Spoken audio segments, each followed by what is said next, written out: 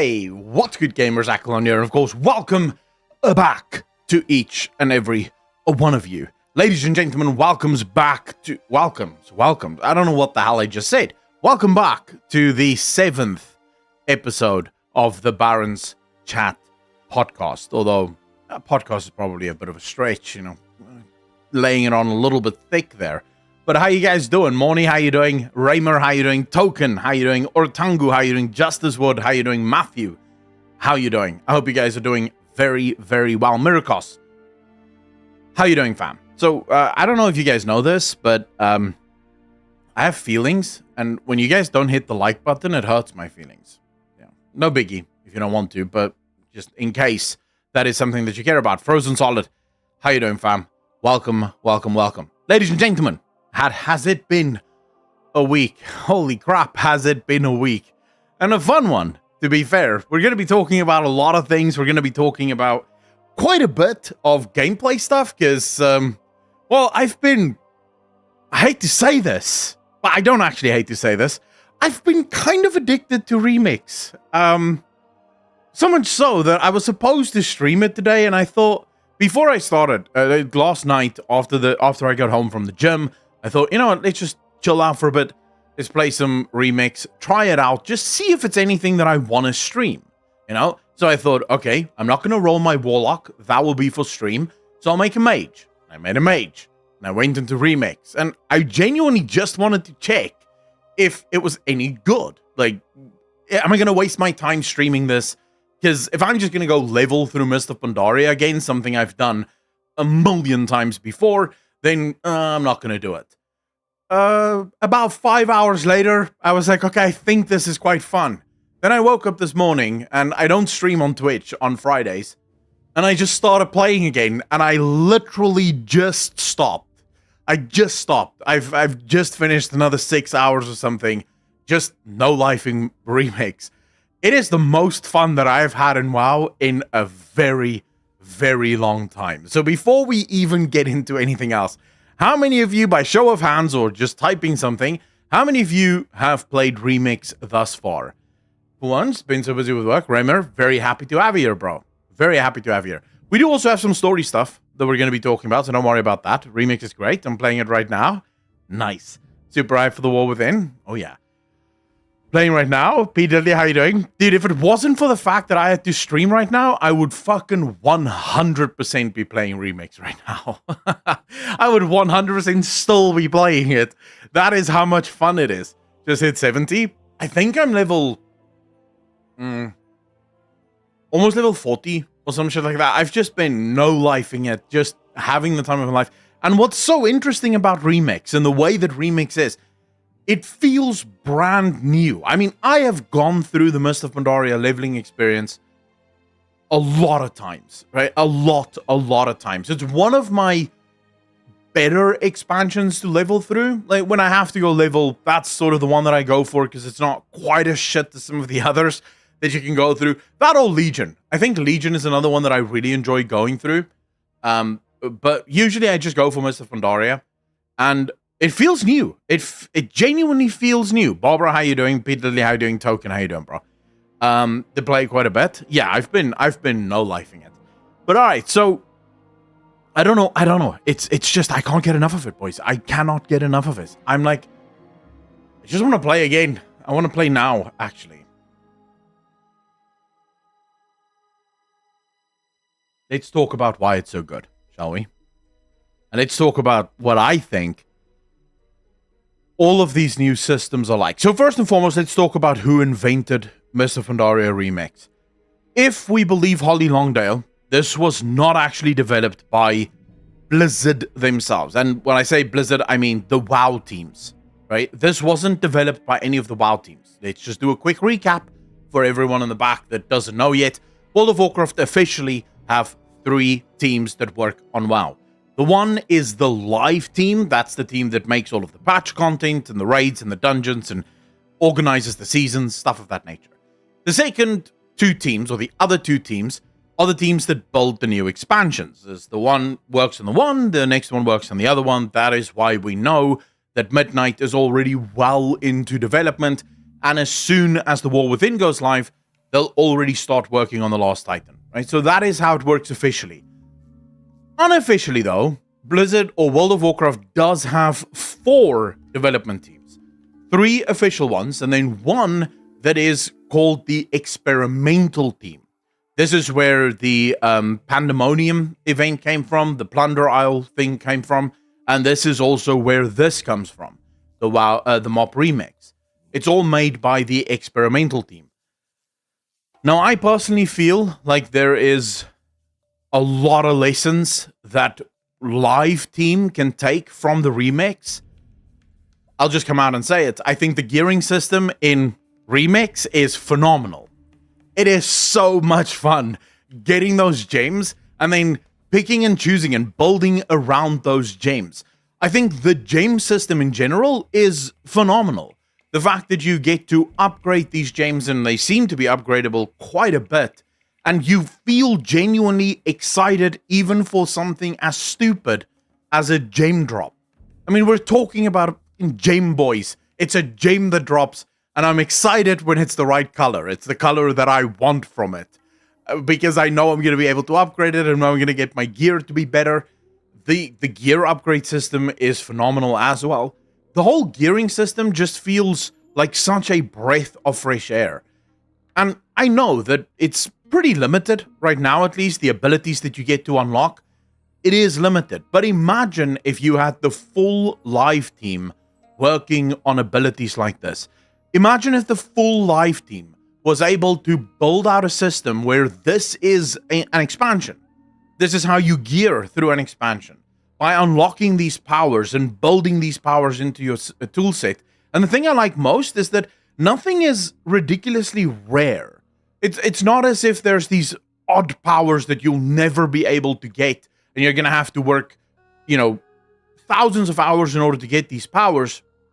They're everywhere, but every single time you get a new piece of gear, as you go up in gearing, you get extra slots on the pieces of gear that you have.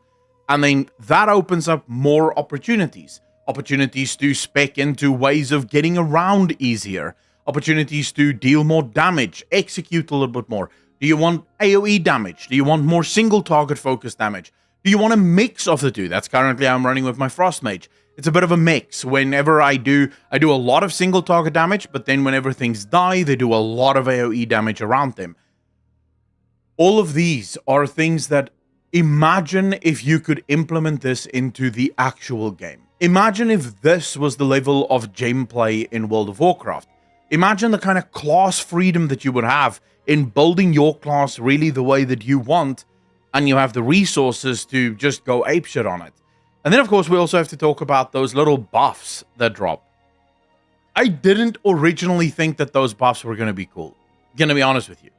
I saw the first one, and it was like +1 stamina or some shit, and I was like, come on. This is nonsense. I mean, just before the stream, I had a +3 to experience one, and I got literally excited.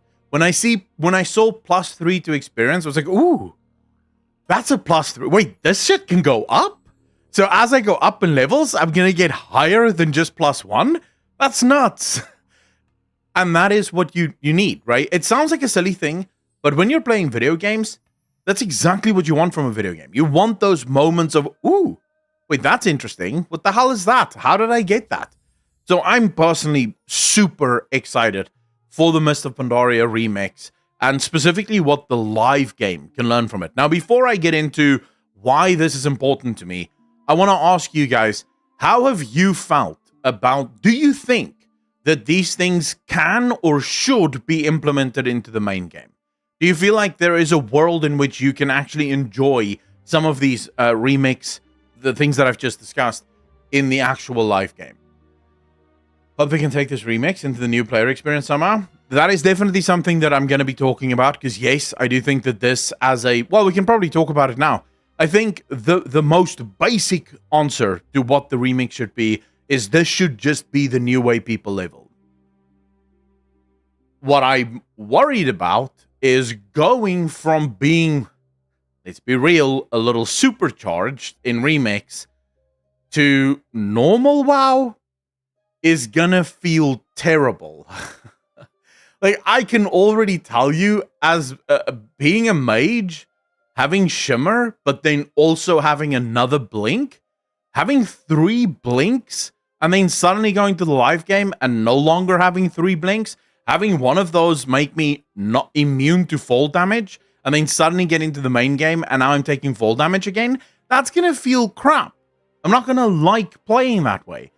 After I kill someone, I'm just busy doing damage, and the next minute there's comets falling from the fucking sky. I'm like, oh shit, look at that, right? That's cool. I don't know how I'll feel if those things get, I don't know, if those things are removed from me. I think that would feel a little bit bad, you know? Is the experimental team that one studio Activision? Yes, seemingly, but there's probably more people working on it as well.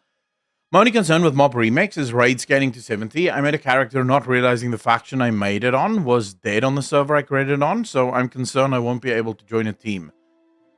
As far as I understand it, T-King, those things can eventually be, they can eventually be soloed. So you'll eventually be able to be powerful. At least that's how they explained it in the beginning. They may have made changes because this was like almost a month ago, but they did say that scaling in Mist of Pandaria Remix is infinite, right? So you can scale as high as you want. As long as you keep playing in the remix, you can keep getting more powerful. And so you could eventually get to a place where you can one-shot, or not one-shot, but you can do most of the dungeons and raids solo, if that's what you want to do. But I get it. Look, nothing is ever going to be perfect. Let's just be honest about that. There will always be things that people complain about. But on the whole, I think if that's your only concern with Remix, I think that's good, you know? Because that's something that Blizzard could probably fix. It's something that Blizzard could probably step in and say, okay, we're going to make some changes here just to bring it a bit back. It for sure can, it can't work. It for sure can, it can't work. But I would like for a bit more iteration before implementing it. Okay, so Charlotte, what I want to say here, I started off by saying this. Imagine if you had the full WoW team working on it. So don't get stuck. A lot of people do this, right? And this is sort of something that the WoW community has really gotten very good at. I spoke about this during the week on Twitch. You'll talk about housing in World of Warcraft, and then you'll inevitably have someone going, oh, but remember garrisons? Huh? Do you remember how bad garrisons was and you want housing in World of Warcraft? And it's like, wait. So you think that the only way to do housing in a game is like garrisons?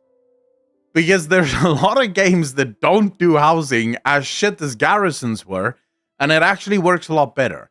So don't get stuck in the weeds of, oh, but if they're going to do this, they have to we know that if they're going to do this, there must be major changes. For example, I would like to see a lot more gems. I would like to see, because balancing, obviously here, Blizzard doesn't give a shit about balancing, but obviously you would want to see some level of balance if it's gonna make it into the live game.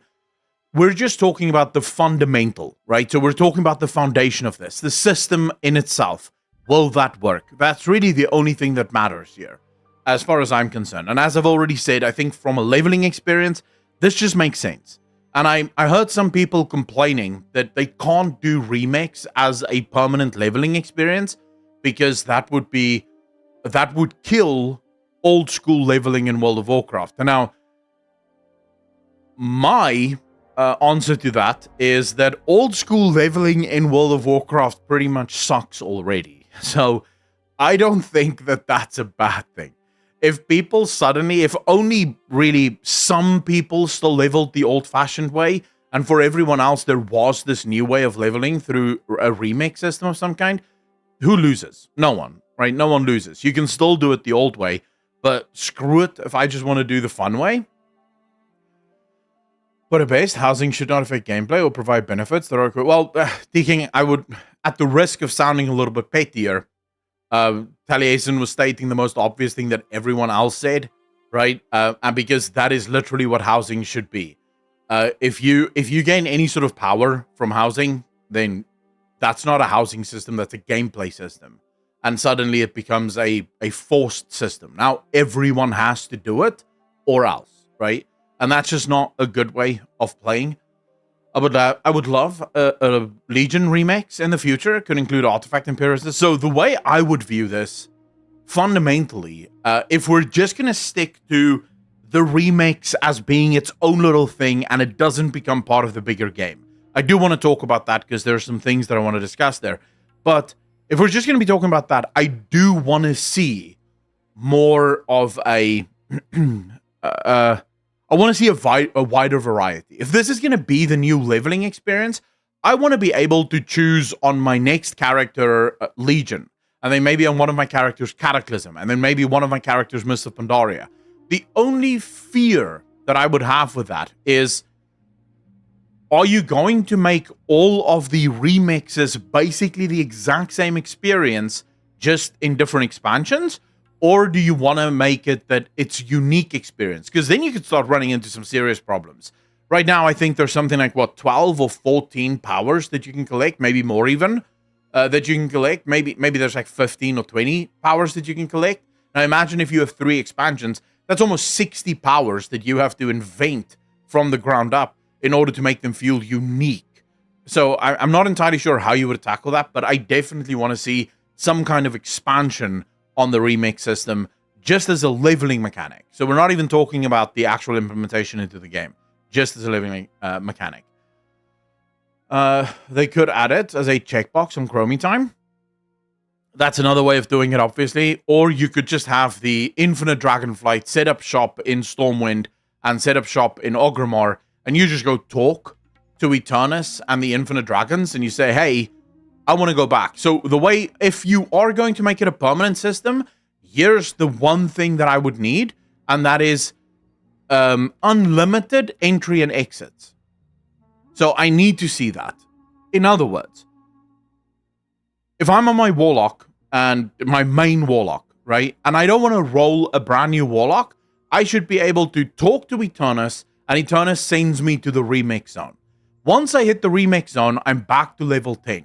And now I'm leveling through the remix zone. Let's say I get to level 32, and now I have raid. I just leave the remix zone, go do my raid, come back into the remix zone, and bam, I'm level 32, I'm continuing my adventure. So it remembers where you are, it saves that in time, and you can switch in and out as you will.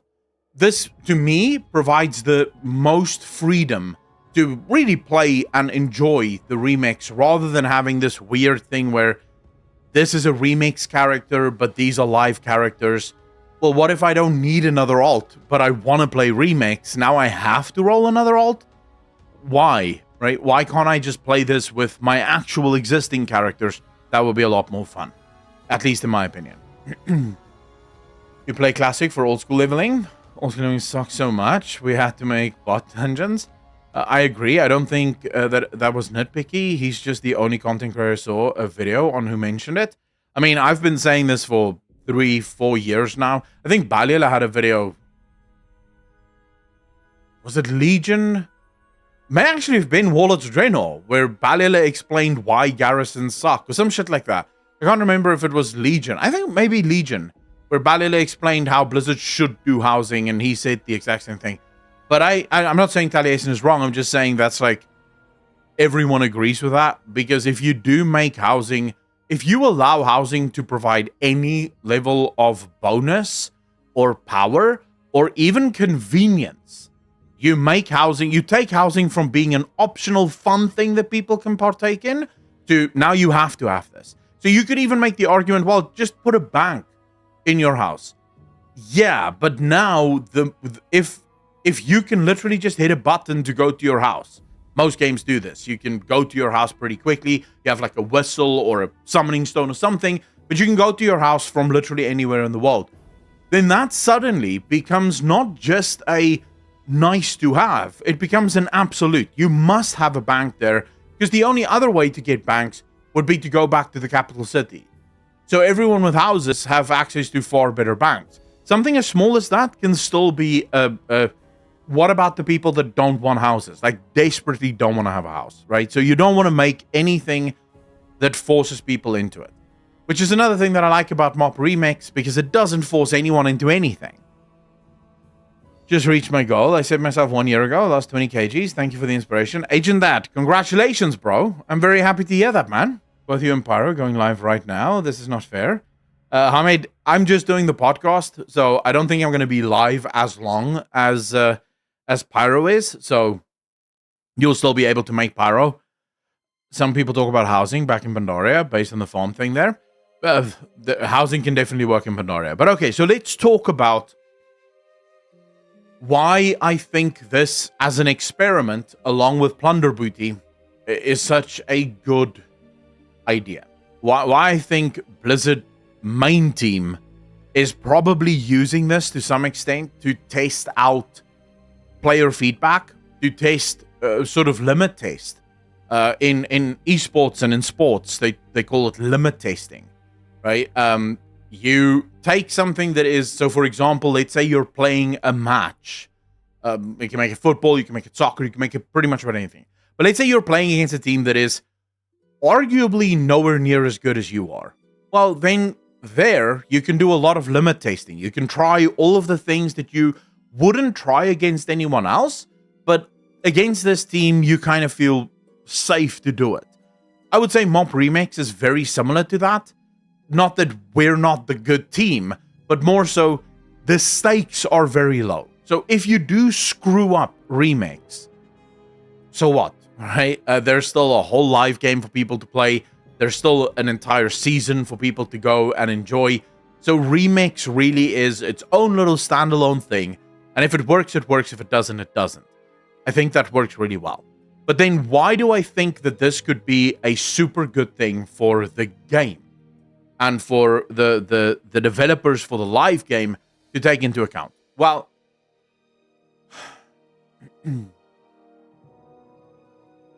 you guys realize that by the end of the World Soul Saga, we're going to be level 100 again? In Midnight, in the Last Titan, we will hit level 100. This means the next saga will probably hit level 130.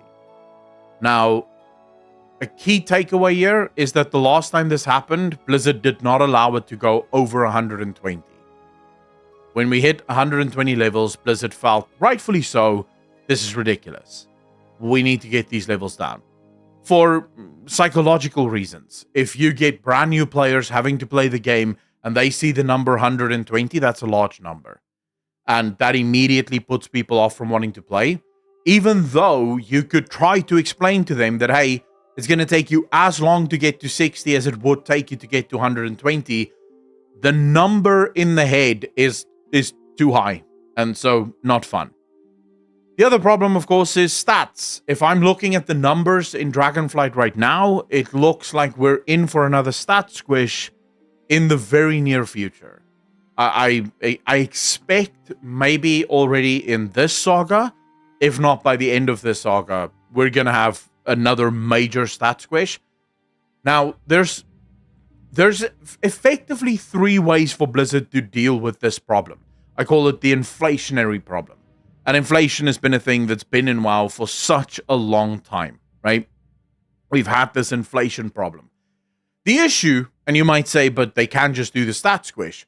Well, the issue with that is it never feels good. Anyone that has ever played through a stat squish will know. It feels terrible going through a stat squish because you feel physically less powerful. If you watched your Frostbolt do 1,000,000 damage, and now you're watching your Frostbolt do 10 damage, that feels bad. There's nothing you can do about it. It doesn't matter that it takes the exact same percentage of health from the enemy. In your mind, those numbers feel bad. It feels like you would just downgrade it a little bit. Not to mention the fact that those stat squishes have never been perfect.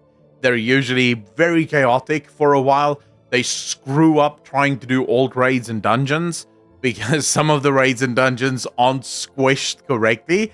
So you get into scenarios where an old raid is nigh impossible to do because that boss wasn't squished correctly. And so you're just doing no damage to the boss at that point. So how do we put an end to the inflation problem in World of Warcraft? Well, option number 1 is you just don't do anything. You just allow the inflation to go. Just let it run. Let it play out. Morning, if I am lagging. Am I lagging to everyone else? Morning is complaining about lag a little bit. Is there lag for you guys at the moment?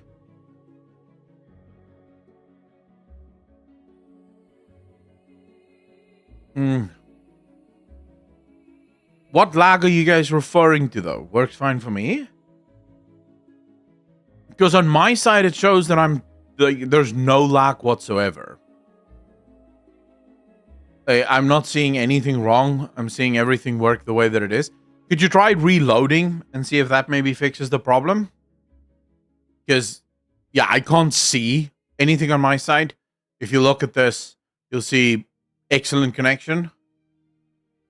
So I don't know what I can do to help you out with this. Try reloading the stream quickly and see if that fixes the problem for you. No lag, and I'm playing Remix. Had to refresh on the page. I'm good now. All right, so just refresh, guys. If you are lagging, if you are seeing some lag, just refresh. It may be YouTube just having a bit of a hiccup. Okay, so solution number one is to just ignore inflation and just let it run. The result of that is ridiculous numbers. So eventually you're going to get into a Diablo state, right? Where players are doing billions and billions of damage. But, you know, maybe that's not a problem. For World of Warcraft, or for Blizzard at least, this has always been a problem. This is why we've had so many stat squishes in the past. They don't want to get to a place where the numbers are just absolutely off the charts ridiculous. So clearly that's not going to be their play. They're going to want to do another stat squish. The second way of dealing with the inflation problem in World of Warcraft is to implement and the next two ways effectively play from the same thing, and that is more horizontal progression and less vertical progression. Now, there are two ways for that. That's why I say there's three ways. There are two ways that you can do horizontal versus vertical progression. The one is complete horizontal progression. In other words, once the players hit level 60, they will, from that moment forward, never actually get more powerful. Things will just change, right? And you have games that do that, like Guild Wars 2, for example, where gear changes the way you play. It changes the skills that become important to you. It changes the way for every single new expansion or every single new patch, you'll have different types of gear that gives you different types of skills that allow you to play the game very differently. But fundamentally, if the item level was level 100, that item level is always going to be level 100. No matter how many patches or expansions you are into the future, the item level never actually changes. So you have horizontal progression. You still feel like you're moving forward, but you're not actually getting more powerful. That's the one. So it's the ultimate. You remove all vertical progression and you just have horizontal progression. The other one is a hybrid factor. So you still allow for vertical progression, but far less, and you substitute that with horizontal progression, but far less. So it's sort of like the mixed system, if you will. So you still have a little bit of vertical progression. So every single patch, gear still gets a little bit better. So where maybe previously you got 300 intellect on an item, now you'll have 301 intellect on the item. But then you also need to have other ways for players to progress. And this is where we get to the remix system.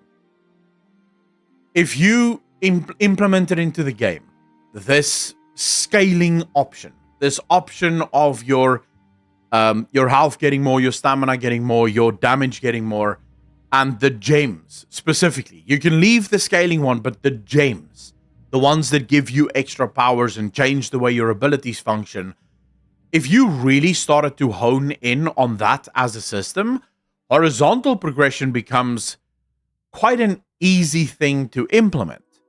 Because with every single patch, just by introducing a couple of new gems with a couple of new abilities, you can fundamentally change the way people play the game. You know, suddenly you can take a pure single target build and make it pure AoE. So now this person is doing crazy AoE damage with a completely different build.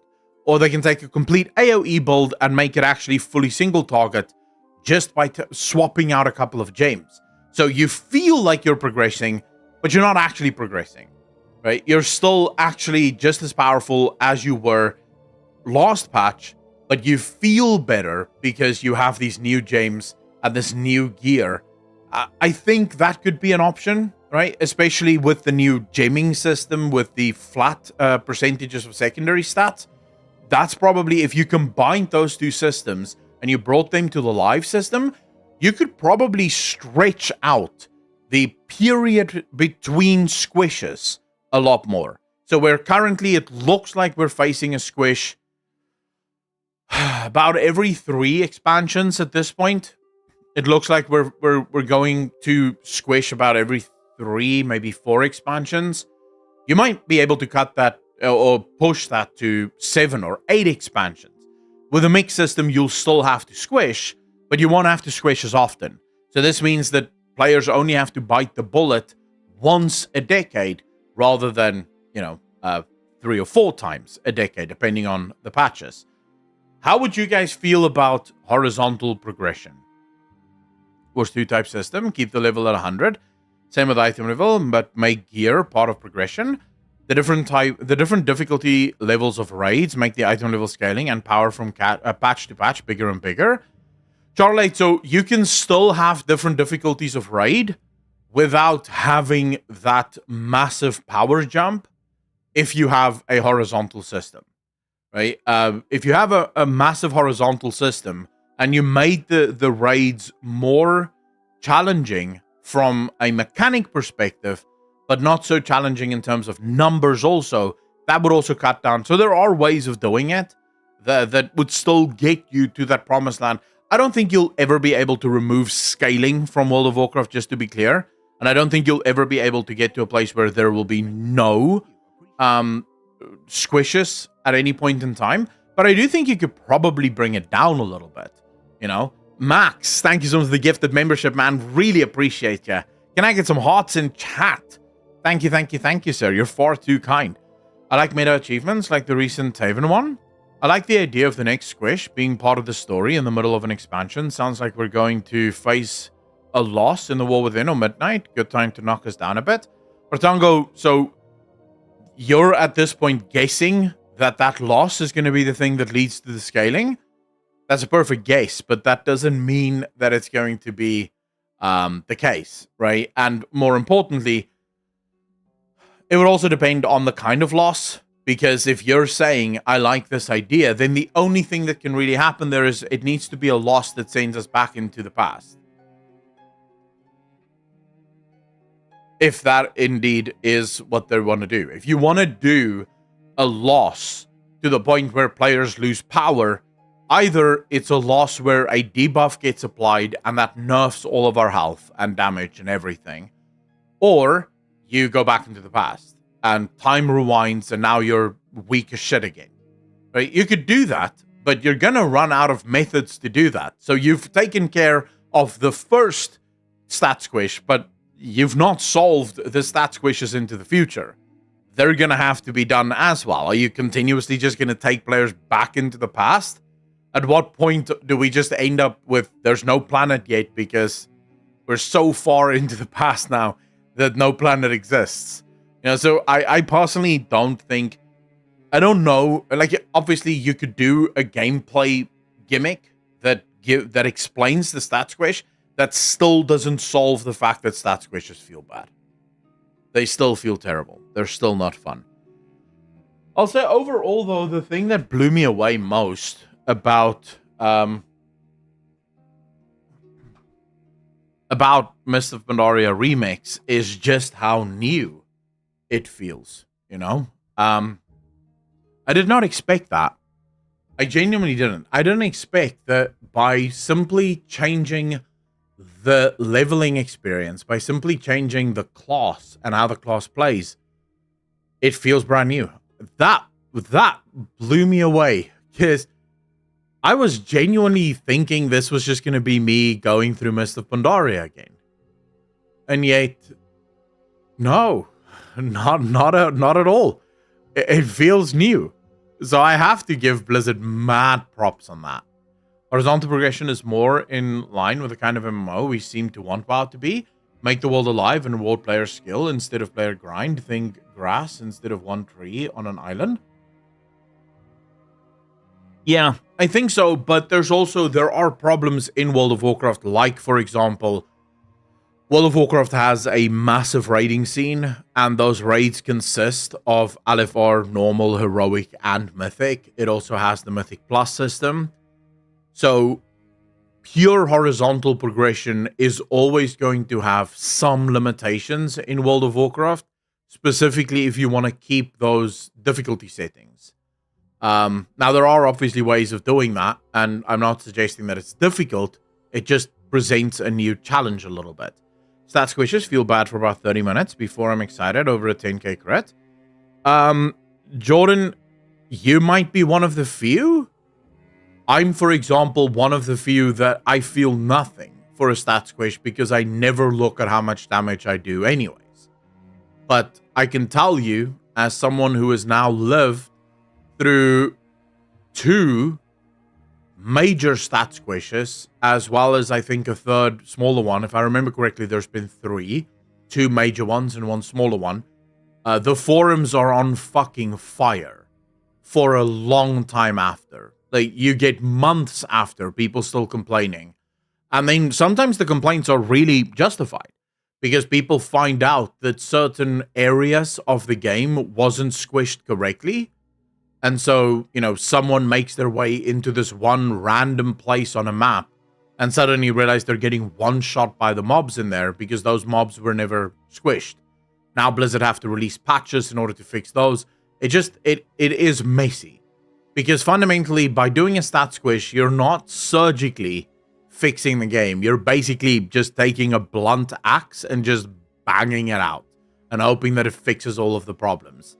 So it's a solution, and you can continue to go down that road, right? You don't have to fix the problems. You can just keep doing it.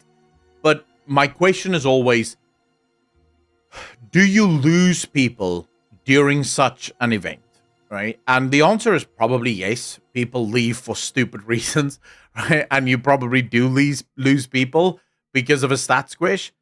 And is there a way to fix it so that you don't end up losing people? Is there a way to fix it so you don't have to do a stat squish? Because, it would be better if you didn't have to do a stat squish. To be honest, I love stat squishes because I like how small numbers look on items and stuff. But yeah, it usually has problems with all content and class balance. Charlie, the thing is, but then horizontal progression will be fine because the numbers will always be small and you'll just always be happy with it. So in your scenario, it doesn't really matter, right?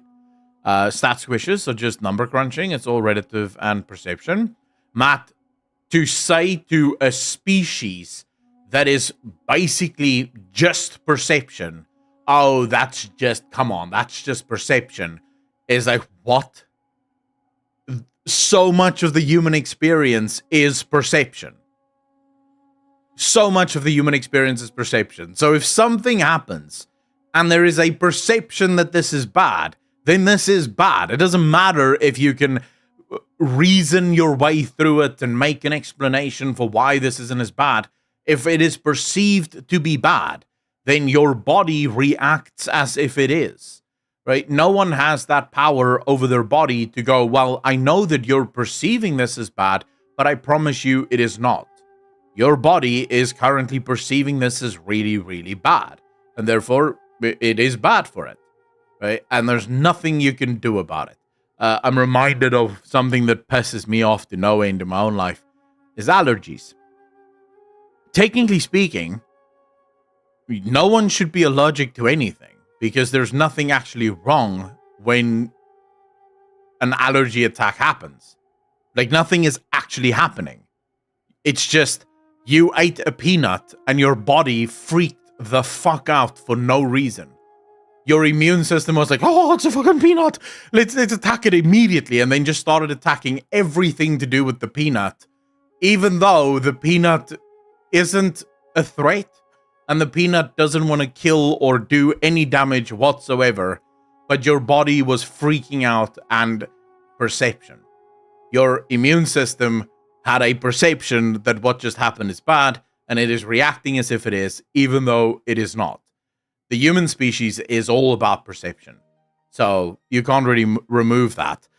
T King, holy shit. Thank you so much for becoming a member, dude. Really appreciate that. Welcome to the most degenerate chat on YouTube. Thank you, sir. You're far too kind.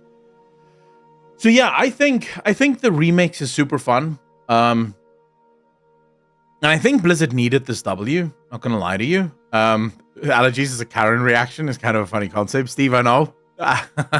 That's the thing, right? That's the frustrating thing, but also the confusing thing. Your body is literally having a Karen at McDonald's moment. Nothing is actually wrong, but your body is perceiving that this is the end of the world. And so it fucking almost kills you. In my case, if I were to get stung by a bee, my body would literally kill me. By trying to stop the bee from not killing me, my body would kill me. Just for funsies. So, yeah, it's wild. But, you know, it is what it is. What are you supposed to do about it? Okay, so ladies and gentlemen, I'm glad that Remix is as successful as it is. I've been playing the crap out of it. And now that we have a few more people in chat, I would like to hear from all of you. How many of you have played Remix and how have you enjoyed it? Have you liked it? Is it as fun for you guys as it is for me? Remix is getting borrowed power back. I don't view this as borrowed power, because if Remix was announced to be available forever, right, and just permanent, then this isn't borrowed power. This is just power. I don't think so, Steve. The problem with your argument there is it fundamentally does not know, or it does not equate for what borrowed power means and why people hate borrowed power. Remember, borrowed power is only a problem if it gets removed. So if you're going to lose that power by the end of the next expansion, that is when it starts to feel bad. As long as I'm playing Mop Remix, that power is mine, and I can use it to whichever way I want. So that is my power. That's not borrowed power. Playing it now, enjoying all aspects so far. Nice, Aiden. What classes did you guys roll, by the way?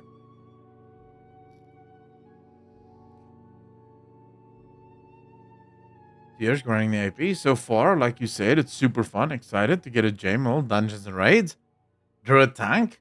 I have never felt this big of a desire to resub. Epic Thulu. I hate to be that guy. Well, I don't actually hate to be that guy, but you have to resub. Dude, Remix is fun. Like, Remix is ridiculous. It is almost the most fun you can have with your clothes on.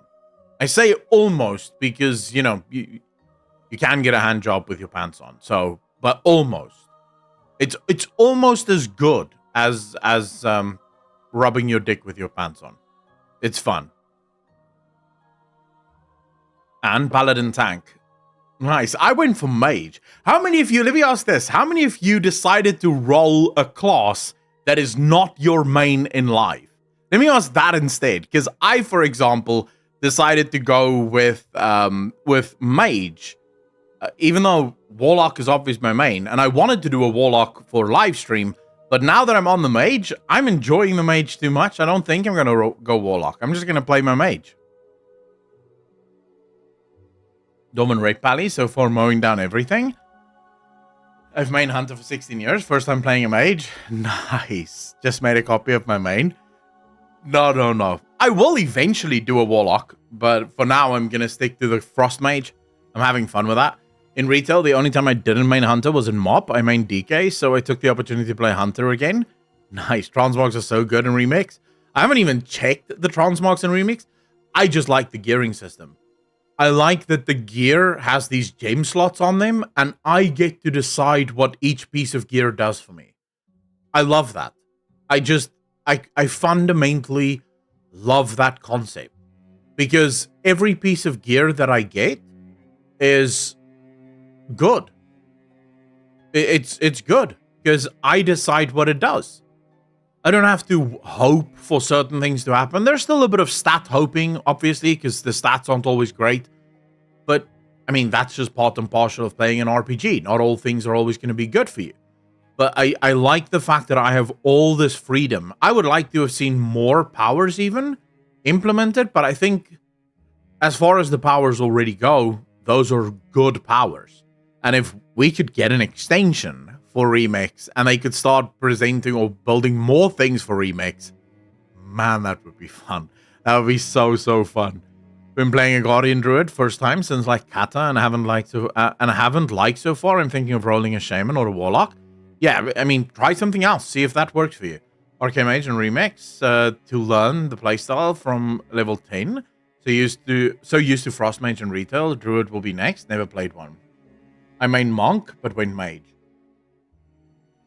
It's interesting how many people decided to go a completely different direction from their mains. But yeah, I'm excited for it. So any last thoughts? Any last things that you guys think we haven't discussed about Mob Remix that should be looked at? Because I'll just go into one more thing that I would like to see because I think it would fit so fucking well. A revamped Torghast in Mob Remix. Dude, tell me that wouldn't be super fun. Revamped, old school, pretty much like it used to be before they changed it in the beta. Just 150 or 200 floors in Torghast with this Mob Remix bold strategy. Just being able to blast your way through those floors and see how high you can go before you're not strong enough and you have to go back to gaining power in order to get higher on the floors. That could be such a fun time. I main Hunter, but went Shadow Priest since I never really liked it. Also using Remix to level some allied races I haven't leveled yet. I think a lot of people are just going to use this as a fundamental leveling experience, and that's brilliant for it.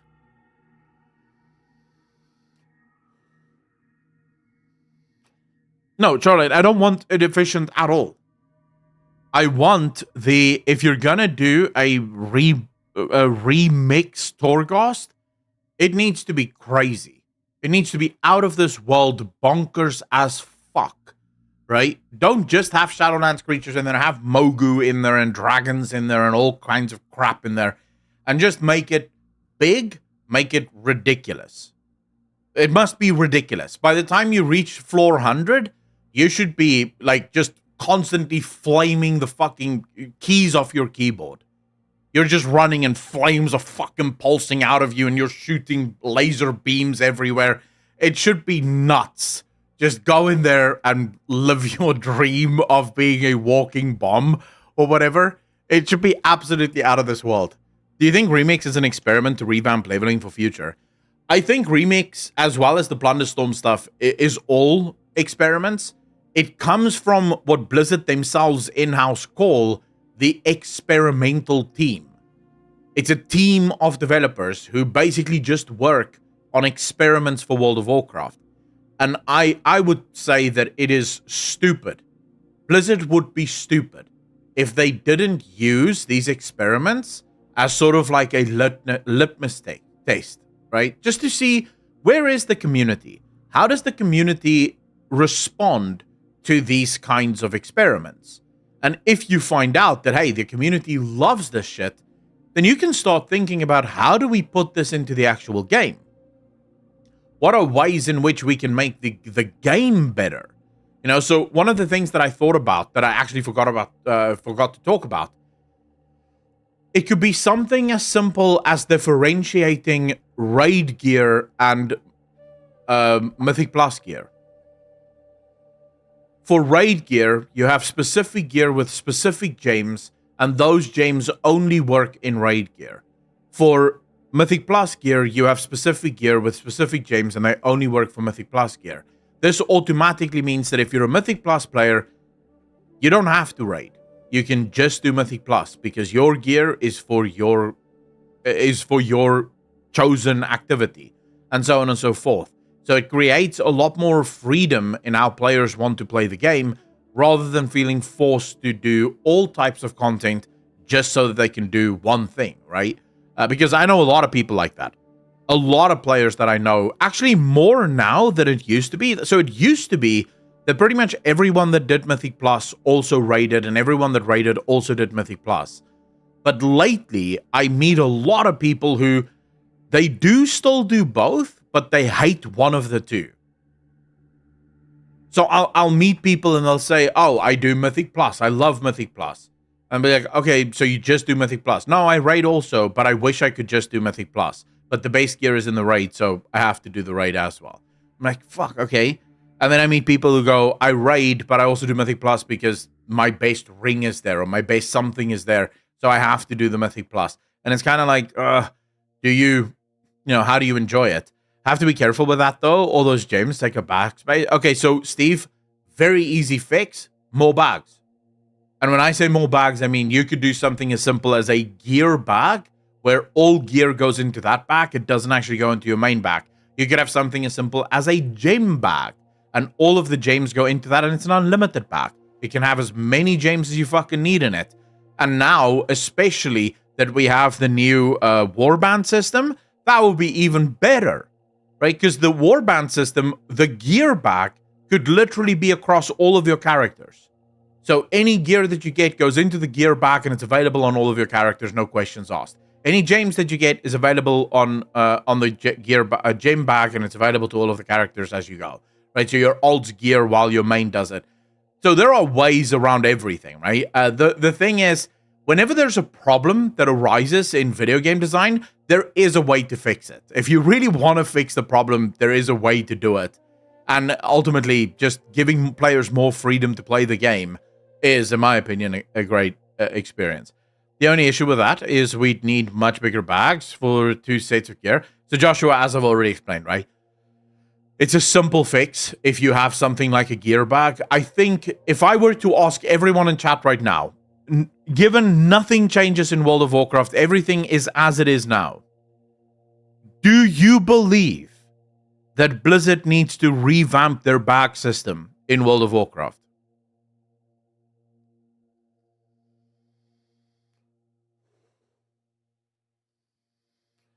Granda, how you doing, bro? So, Granda, I want to pick on that, and I'm not picking on you. I just want to say, nothing Blizzard does, nothing any gaming company does should ever be enough for players. Because what does Blizzard do with feedback that goes, this is good, thank you? Not much, right? You should be happy when players, because right now everyone loves Mob Remakes, right? Everyone loves it. Everyone I asked in chat absolutely adores Mob Remakes. But obviously, there's going to be things that people wish was a little bit different here. There's things that people wish, oh, I wish I could just do this thing as well. And that's good feedback. You know, it's good that players find small problems that they want to fix. Because that means that the developers know that there are things that they can still fix. You should worry when the game hits a point where no one complains about the game. That's when you should worry. Because there's only one time where that will ever happen, and that's when no one's playing the game anymore, right? So there are no more players, and that's why there's no more complaints. Because they've all left. As long as humans are involved, there's gonna be complaints.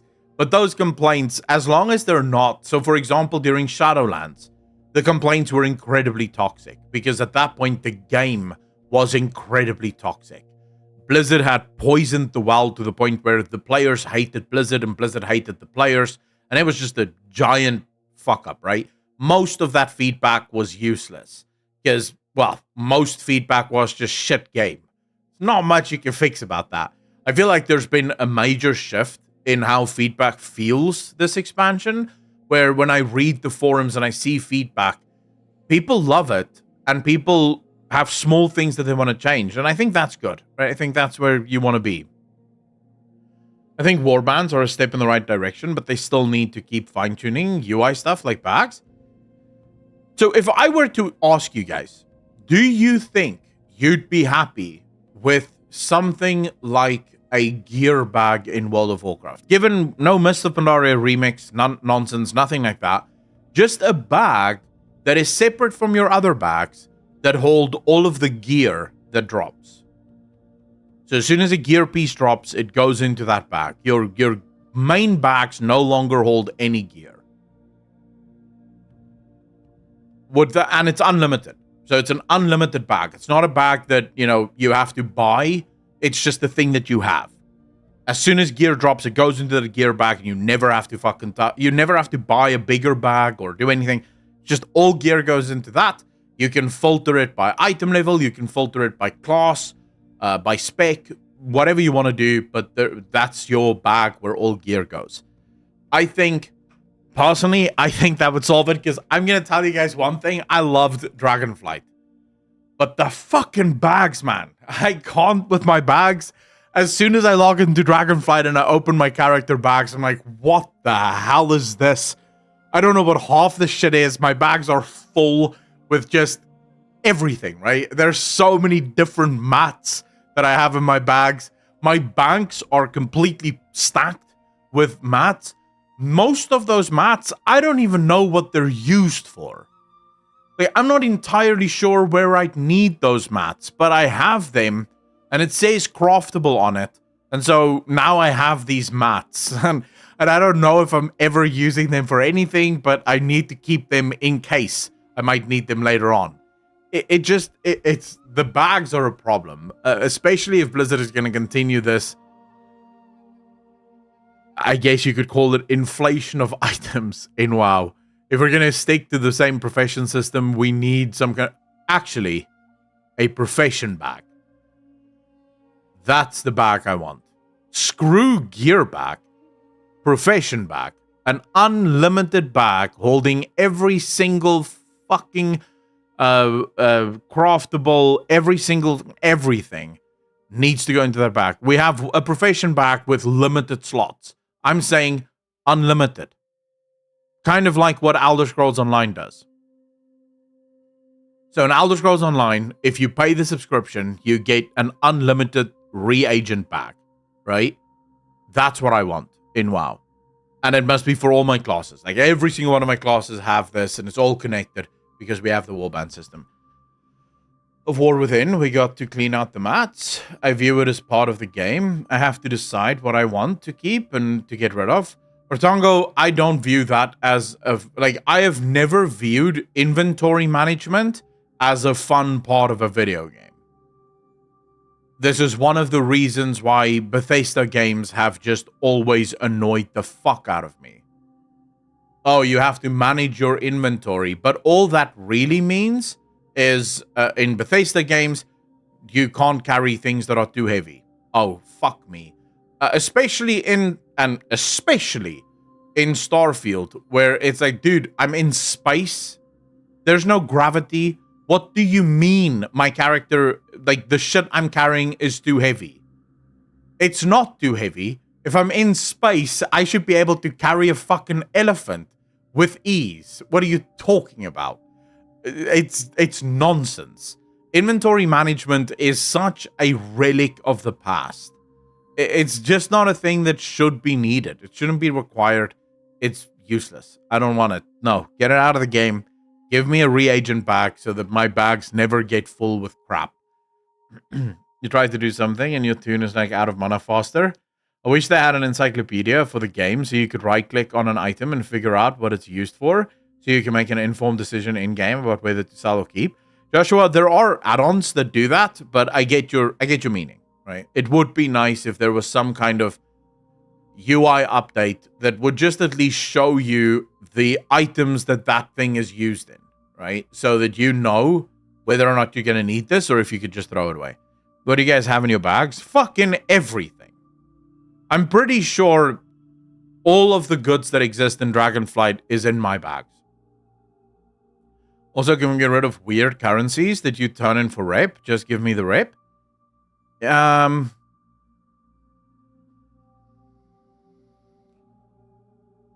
assuming that has to do with some kind of engine limitation.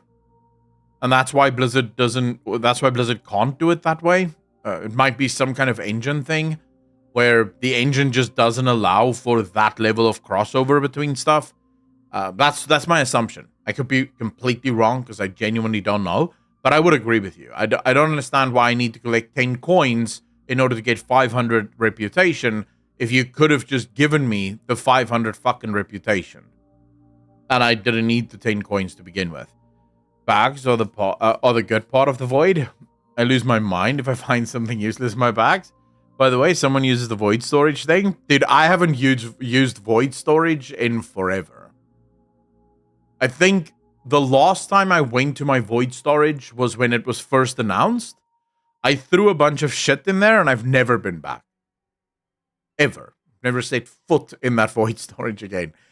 So whatever is in there, I have no idea. I most of the time don't even remember that it exists, if I'm honest. Got an entire bank tab for reagents in your bank? Dude, my reagent bank has been full for like 3 expansions. And I cleaned it out at the beginning of Dragonflight. It was full within like 2 days. Oh, never mind. Fuck this bank. So no, I want an unlimited reagent bag. End of discussion. I will not move on this. Those are my demands. If I felt more strongly about this, I would start kidnapping people and holding them fucking ransom for it. That is how serious I am about this. I'm about 2 steps away from starting to do that. I want an unlimited reagent bag in World of Warcraft. I don't care about, oh, but you have a reagent bank slot. Oh, but you have a reagent bag. No. Unlimited bag. Just let all of my reagents go into that puppy and don't let me focus on that ever again. Will you have unlimited storage space in your house and an item in your bag? Connier, that would immediately create the problem where people would be forced to have a house so that they can have the unlimited space. I would not do that. I would definitely not do that. That would be dangerous. Remember, when it comes to housing, the key element or the key rule in housing is that it can only ever be optional. The second you make a housing system in any game and you make it forced, you're going to lose players. Because there are some people like myself, and I have been a massive advocate for housing in World of Warcraft, but guess who will be the one fuck that will never have a house in World of Warcraft? This dude. If you told me, hey bro, go build your house in WoW, I'd rather stare at the wall. I can't think of anything that would bore me more. It's just not something that I do. I don't want to build my house, go build your own house. But I want it for other players. That's why I advocate for it so strongly, because I think there are players that would genuinely benefit from having that. Dangerous, how you doing, bro? Could work, but not something extra the player needs to do. Aren't we also getting a bunch more inventory tabs when Warband comes around? Yeah, for the Warband Bank. So the Warband Bank is going to introduce a bunch more bank tabs for the Warband Bank. What would we put in our WoW houses anyways? Well, obviously they create doodads for you to put whatever the fuck you want in there, including titles and including trophies and all manner of stuff. The doodads already exist. I mean, there's plenty of programs that I use and many other content creators use and many other people use where you can see every single item in World of Warcraft on a green screen, or you can drag it into Blender and you can see the item in 3D. So the items already exist. You just need to make it possible for people to collect those items and they can put them in their houses. So that's basically what people would do, right? So the doodads are already there. They're already part of the engine, but they're just not currently collectible. It can be one way to do it then. Where's the Pioneer Transmog? Like the ones of the Trial of Style, for example.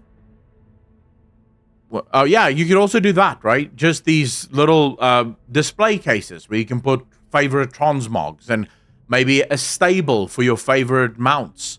So you can see your mounts grazing and sort of chilling. Maybe every single one of them have some kind of cool animation that they do that just makes your house feel a little bit more alive. There's like an endless number of things, but housing is always cosmetic. So everything that you put in the house is going to be cosmetic just for people to enjoy and to hang out with their friends and do all sorts of crazy shit with their friends. The Garrison in WoD was a failed attempt at player housing. The Garrison in WoD I don't view as a player housing attempt. It wasn't player housing. It was a gameplay mechanic that did not work. But to call it housing is fun. So the problem with that is housing at its core, and the reason players ask for housing is to have the ability to build a place that is theirs inside of the game that they can call a quote-unquote house. Garrisons you couldn't build. They were just there. Now, you could unlock extra slots, but even the extra slots you didn't build. You just chose them off of a list of things that you could choose. And then that was it. That was your garrison. You couldn't change the layout. You couldn't change the color. You couldn't do shit. This was the thing. That's not housing, as far as I'm concerned. Because if you're talking about the system of housing, it needs to scratch a certain number of itches. And how garrisons in Warlords of Draenor didn't scratch any of the itches that the players who want housing wanted to have scratched. So it was never going to work as a system. Housing should be separated from power money-making progression that made garrisons fall to the wayside. I can't stress this enough, and this is also the last time I'll say it. But housing must be purely cosmetic. If housing in any way, shape, or form interferes with actual gameplay, then you have a problem. Because if it interferes with gameplay in any way, shape, or form, it goes from being an optional fun thing that certain players want to do to a mandatory thing that now every player has to do. And because you have players that don't want to build a house, they're now forced to do this bullshit.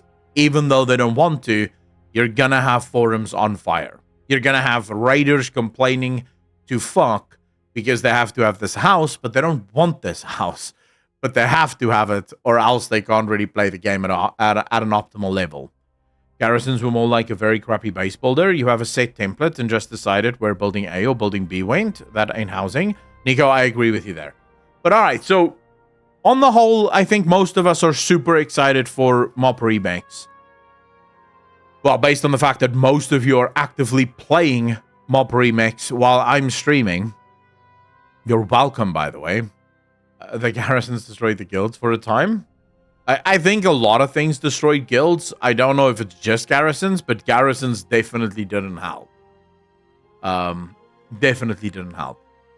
I want to talk about something else. I want to talk about something very 40k. Now, there might be some of you in chat that don't know this, but I'm an avid Warhammer 40k reader. I'm a huge fan. I'm a new fan to Warhammer 40k. I never knew that I liked Warhammer 40k until about, 2 years ago? And I got balls deep into Warhammer 40k. All of these books behind me are all Warhammer 40k books, and I'm buying more all the time. But there's something that's happening. I don't want to talk about Warhammer 40k, but I want to talk about something that seems to be related to Warhammer 40k, or at least inspiration drawn from World of Warcraft, or from Warhammer 40k into World of Warcraft. And it has to do with a new individual. Or at least it has to do with Beladar, the crystal, right? And this crystal is awkward. This crystal is very awkward. Now, remember what I told you guys. The visions. Now, we've had this discussion before. Remember what I told you, and this is before this information came out. I told you that I don't believe these visions come from Azeroth. I said that to you. I think that's just been confirmed along with the weird Emperor story. So I'll read this to you guys, and then you can let me know what you think. Anduin says, that crystal. Faerun says, star. We call it a star. Baladar, the Emperor's vision of holy light. A vision of light? Deep under the ground? Anduin asks. We're the Hollowfall expedition of the Arathi Empire. We followed our Emperor's sacred vision across the sea to fight in Renalash, the final battle between light and dark. As we crossed the sea, we were caught in a storm. The fleet was enveloped in golden radiance. In a flash, our entire armada was transported down here. You've been down here fighting the Nerubians ever since? I was just a child the only child. We were marooned. The Nerubians have never ceased their hostilities. They crawl up from their kingdom seeking a fight and try to drag us down into the darkness. Steel Strike's army does well beneath Beleda's light. Those bugs are good at extinguishing hope. Now, the reason I say this is incredibly interesting is Emperor. Do we have anyone that doesn't know anything about Warhammer 40k in chat? I promise no judgment. But is there anyone here that has no idea about Warhammer 40k?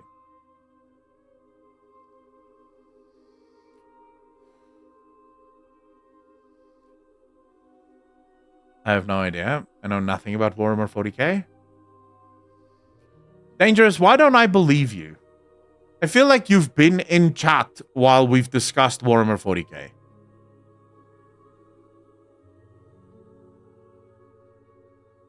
Chris, okay, not a thing. All right. In Warhammer 40k, you have the Imperium of Man.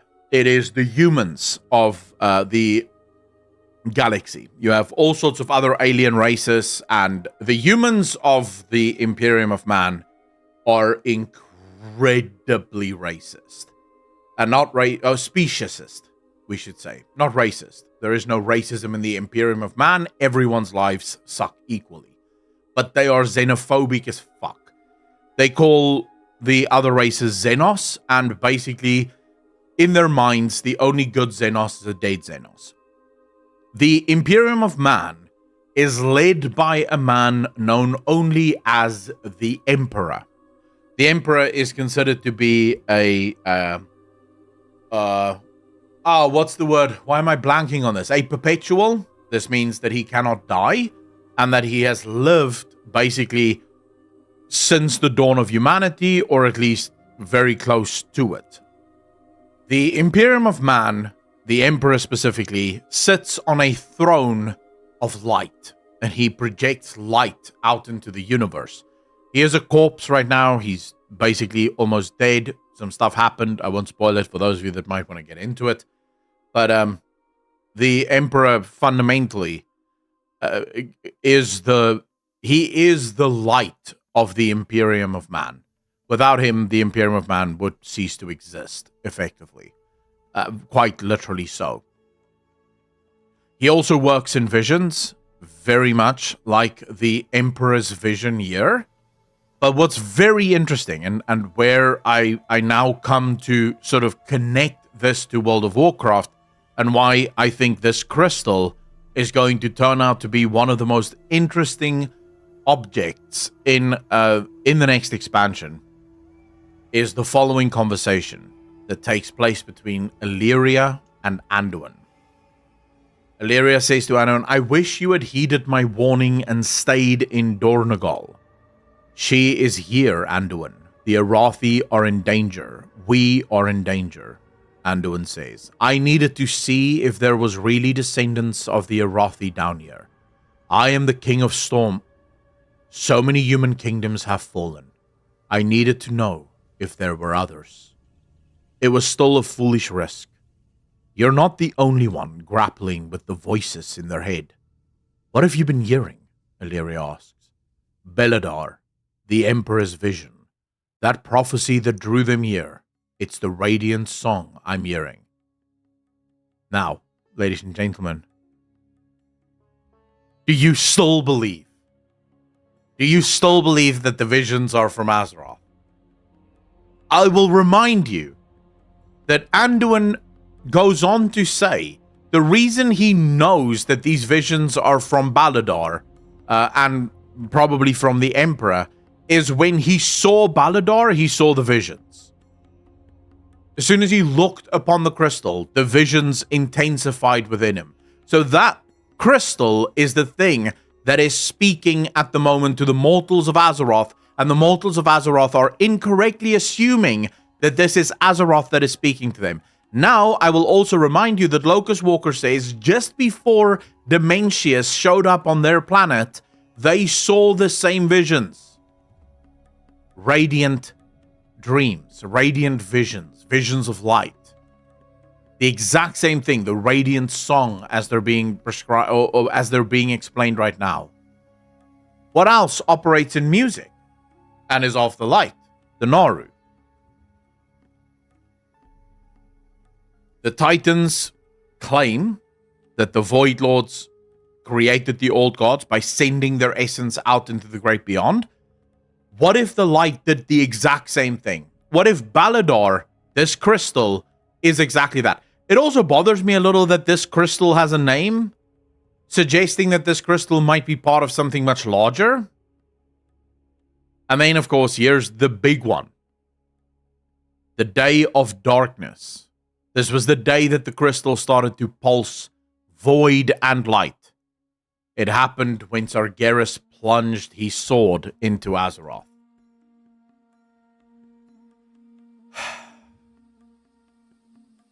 Now remember, the visions, the voice that spoke to Magni, writhed in agony, screamed when that sword plunged into Azeroth. That's what prompted Magni to get us to try and siphon the power out of Sargeras' sword.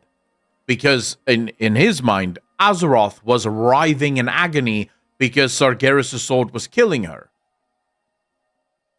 But if this is correct, then it was this crystal that was writhing in agony.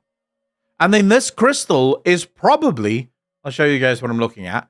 This crystal is probably part of some kind of mega creature. A light creature of some kind. So Sargeras, remember what I asked you guys? This is back, we're going back to Legion now. In Legion, I told you, I don't think Sargeras was trying to kill Azeroth. And people said, no, of course he was. And I said, well, here's my problem with that. What was Sargeras doing for so long around Azeroth? Sargeras had all the time in the world to cleave Azeroth in two. He was on Azeroth while even before we were starting to fight Agrimar. He was already on Azeroth. You saw the cloud. If you go to the last fight against Argus, right? And you look down, you can see his cloud already enveloping Azeroth. So he's already there. He can literally at that point just stand up, slash her in half and go, fuck you, and then leave. And the Titans will just go, Pokemon face, Pikachu face. They wouldn't know what to do because he's just cleaved their planet in half. But he didn't do that. It was only once they started pulling him away that he plunged his sword into Azeroth, and then suddenly this crystal starts screaming and writhing in agony as a result of whatever Sargeras' blade is doing. I think the reason Sargeras was spending so much time around Azeroth is he was scanning the planet for this. That is what Sargeras was doing.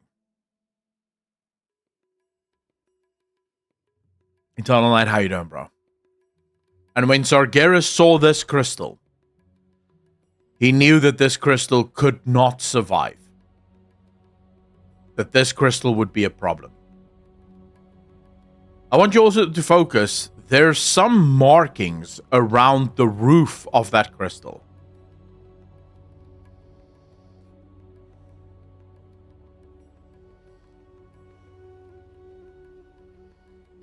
Some kind of weird, almost rune-like markings. Do you guys see the markings on the roof? That guy D, how you doing, bro? Yeah, it's kind of like runes almost. From this angle, it looks like this is part of a much, much larger structure. Like a giant structure that lies somewhere in the core of Azeroth.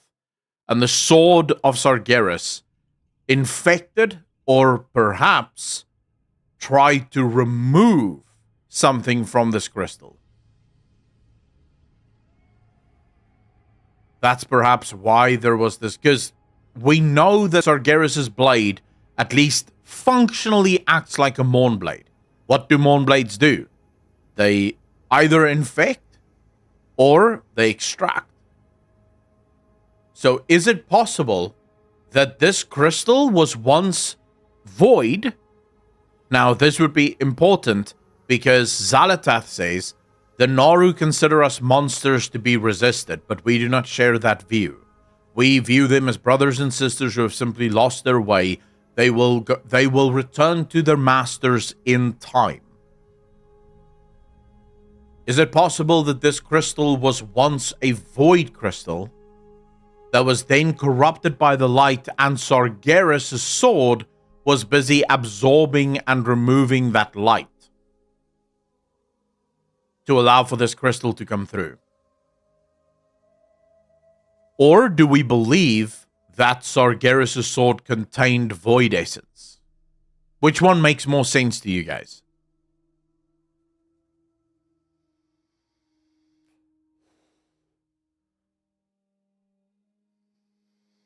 Grofel, how you doing, bro? JT, how you doing, man?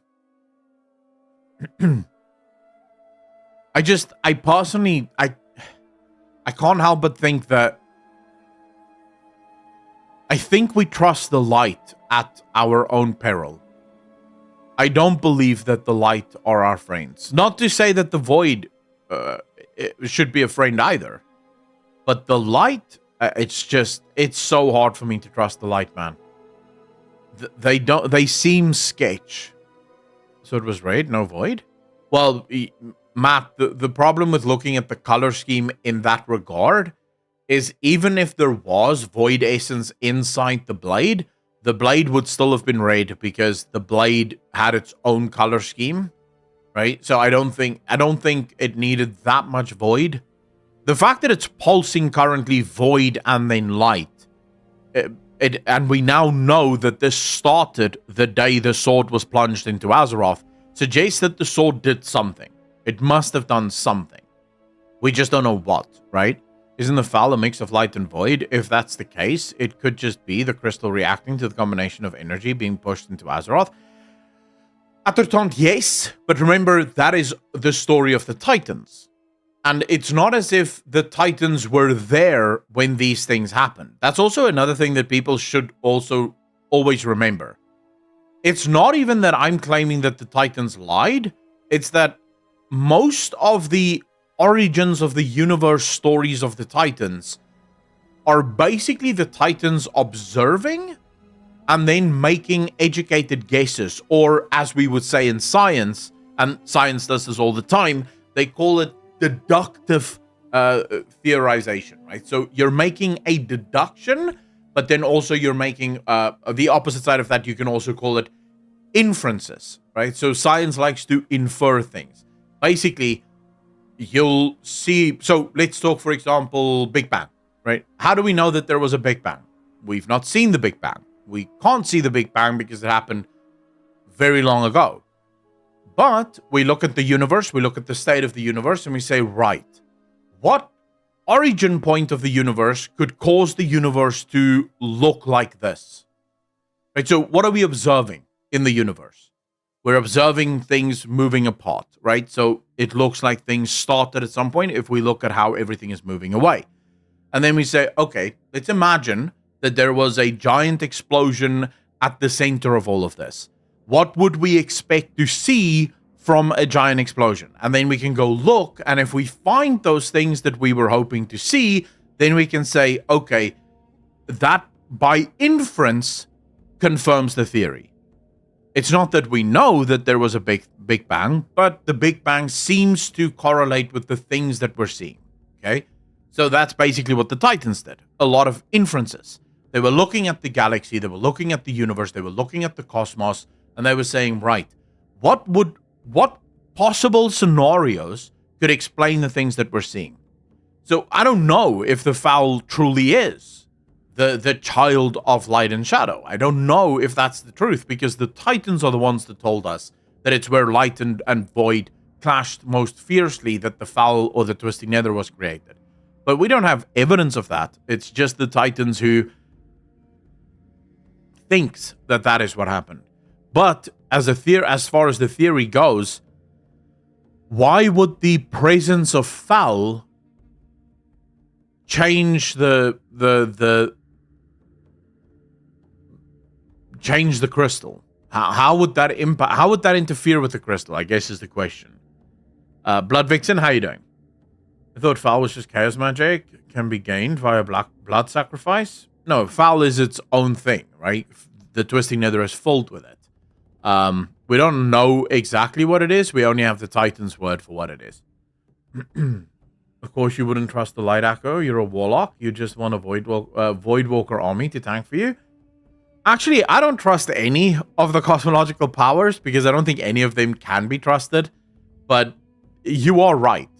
When it comes to all of the cosmological powers, the ones I trust the least would be light, order, and death. Those would be the ones that I trust the least.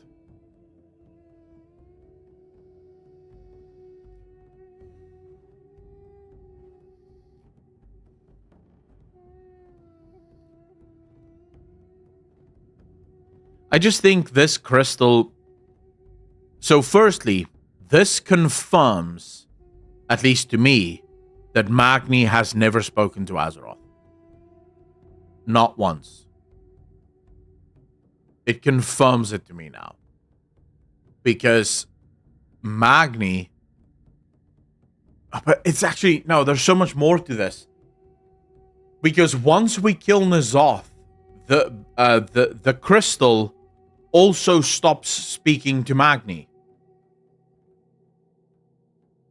They say here, the day that Sargeras plunged his sword into Azeroth is the day of darkness, right? That's when this crystal stopped. But Magni says that ever since the day of N'Zoth, right?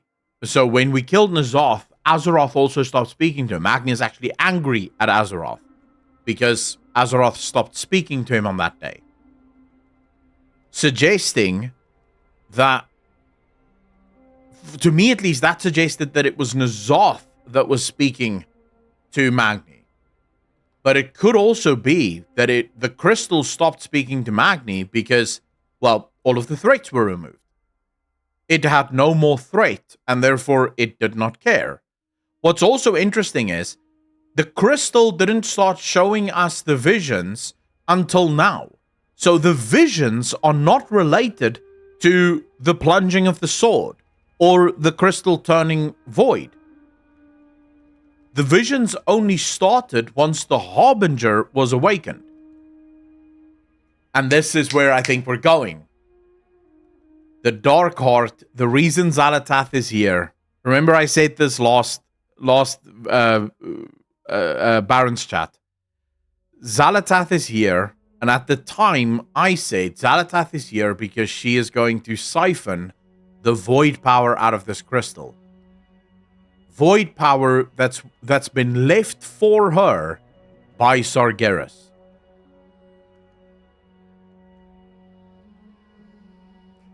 Now the question is, why is Sargeras working with the void?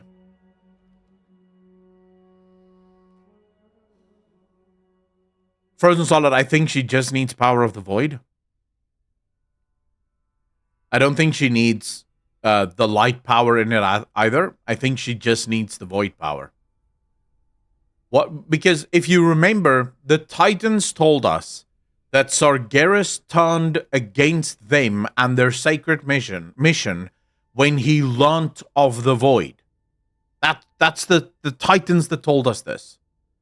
They said that Sargeras arrived on a planet that was infested by old gods. He found a bunch of Nathrezim hiding on the planet, and this struck him as odd because the Nathrezim are incredible warriors, and he couldn't understand what they were hiding from.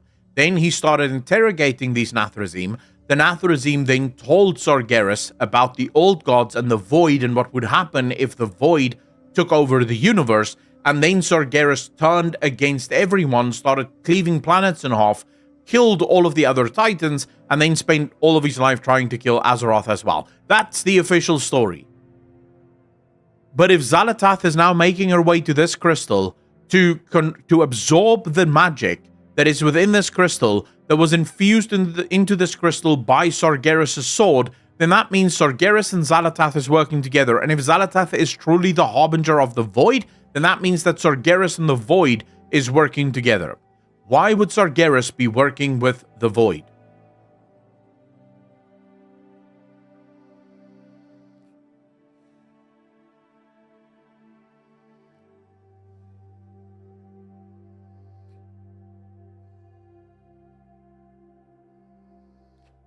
Eternal Light, right? To save Azeroth from light corruption? I think it's to save the universe from a system that is broken. A system that Sargeras didn't know was broken until he spoke to the Nathrezim. And this puts Zuval's final words into, I think, a bit more of... provides a bit more frame of reference there. When Zuval says, the universe will not survive what is to come.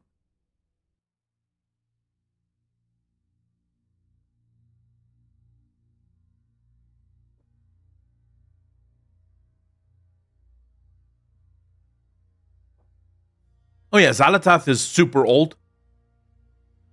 The King Xal'atath is crazy old.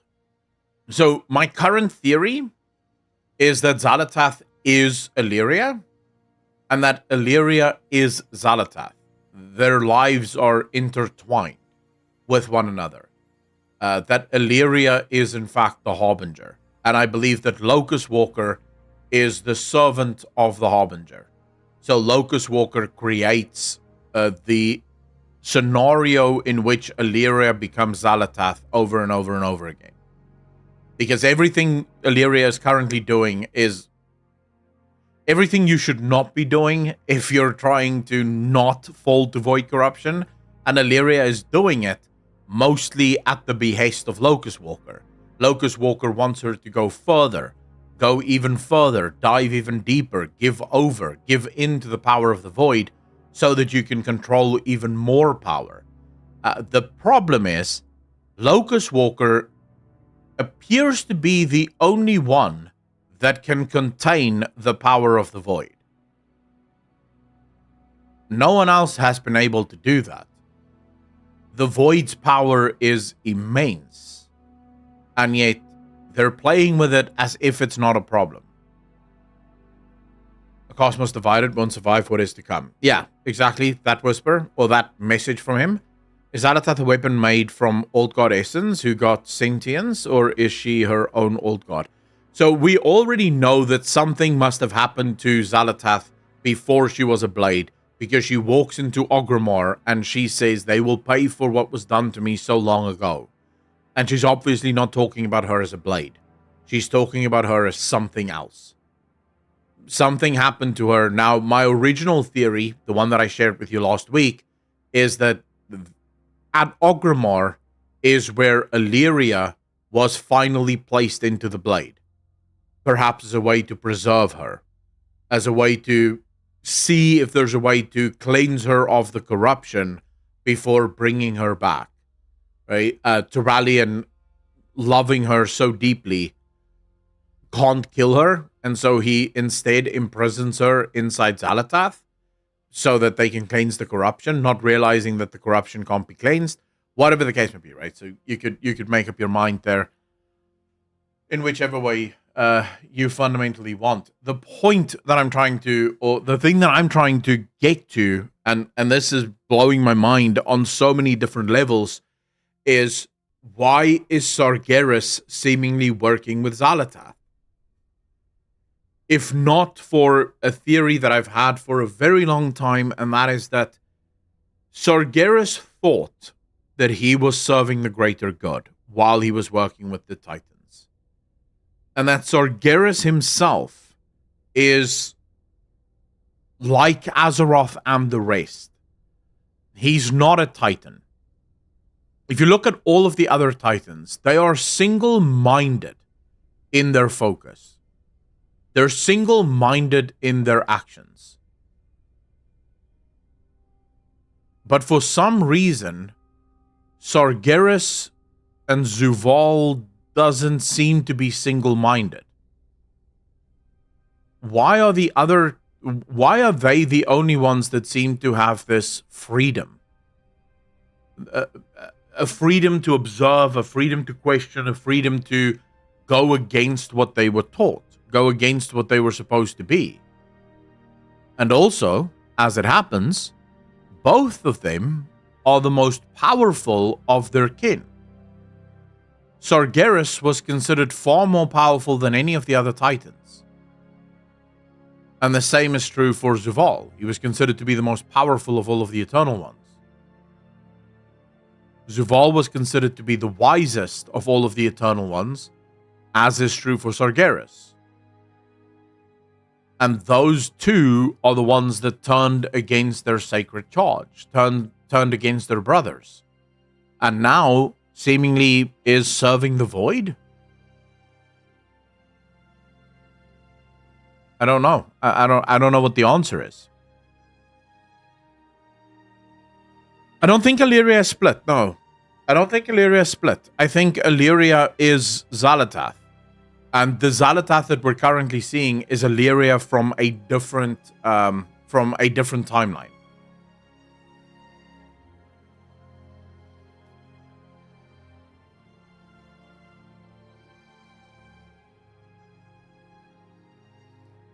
Yeah, Naltharion was the strongest of the dragons as well.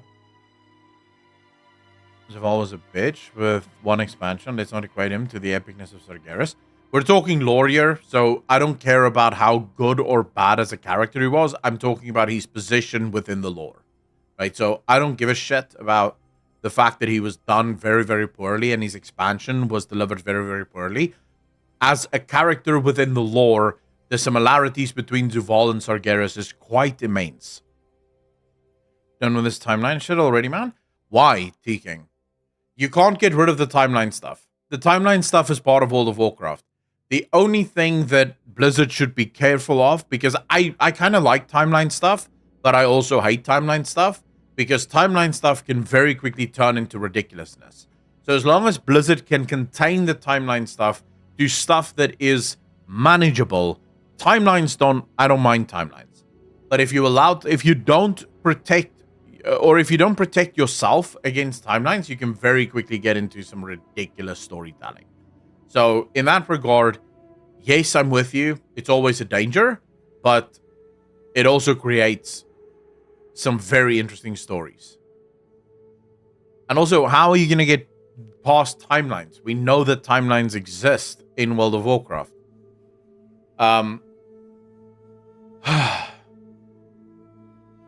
I want to hear your thoughts on this theory. Do you guys agree? Disagree? What do you think? What am I missing? If anything. Is there something in your minds that I might be missing? Maybe I'm not seeing something.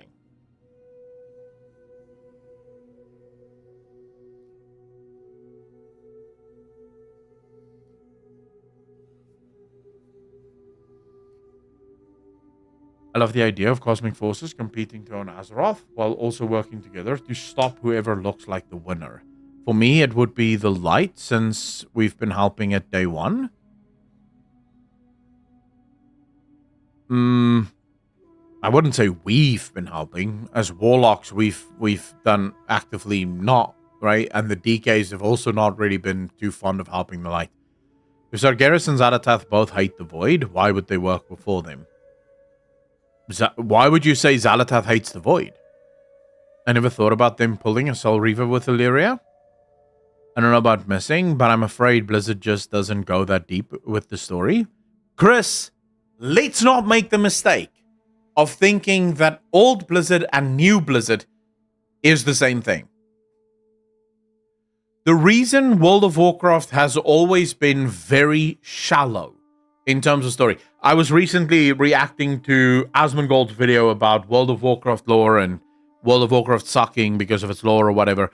And there was a fundamental fallacious argument, or actually should we say logical fallacy made at the beginning of the argument that sort of poisoned the well. And that was that the original post that Asmongold was reacting to stated that he misses the days where World of Warcraft lore was non-existent. It was shallow. It wasn't that deep. It didn't want to go that deep. It was just sort of on the surface. And that already is just so wrong. Because even if you go back to Classic, the difference between Classic and, let's say, Shadowlands isn't that the lore of Classic was shallow. It's that the game allowed you the option to either interact with the lore and go as deep as you want by reading books and stuff, or by not focusing on the lore at all, right? And that's it. So you don't have to focus on the lore at all. Just go kill a bunch of stuff and be done with it, right? You choose. It sort of changed around Legion is when Blizzard started changing their approach, and they wanted to include the depth of World of Warcraft lore into the story. For someone like me, this is actually super fun. There's been hits and misses. Not every expansion has done it perfectly well. But overall, I kind of like the new way of storytelling in World of Warcraft. I feel like it provides a lot more flavor for a player like me that only really plays for the story and doesn't play for anything else. But with that being said, the story of World of Warcraft is, I think, has always suffered from short-term restrictions. Because every expansion basically has to deal with an entire story and finish with that story before the next expansion starts, and because you need a big beginning and a big end for every single expansion, it's kind of like, what can you do to fit all of that into a 2-year period? Now with the dawn of the World Soul Saga, you're no longer restricted by you have to have a big bang beginning and then also a big bang end for every single one of the expansions, because the expansions flow into one another. And so you can have a story play out for the next 4.5, almost 5 years, and really go into as much depth as you want with that story, because you have 4.5, 5 years to tell the story in, rather than 2 years before you have to go into the next story. So I would be careful to say, yeah, I don't want Blizzard to pay attention to this because they've never done it well. They've never done what they're trying to do now. This is the first time that Blizzard is trying something at this scale, which I think is really cool. He doesn't play the game anymore, and nobody should listen to him at this point. So damn. Okay, so I have a fundamental problem with anyone arguing from that perspective. Because in trying to criticize him for not being rational and logical and for not having a point, you're also missing the entire point. Do you imagine that people quit playing video games that they love? No, of course not. People don't quit playing games that they love. People quit playing games that they don't like. So if you argue, well, we shouldn't listen to this guy, he stopped playing the game, how are you going to fix a game if you refuse to listen to the people that stopped playing the game? And before you go, well, there's a point, there's a cutoff, Asmongold, as far as I'm aware, because I watch his streams, he plays every single patch. He comes back, he sees it, and he goes, this is still shit, and he leaves.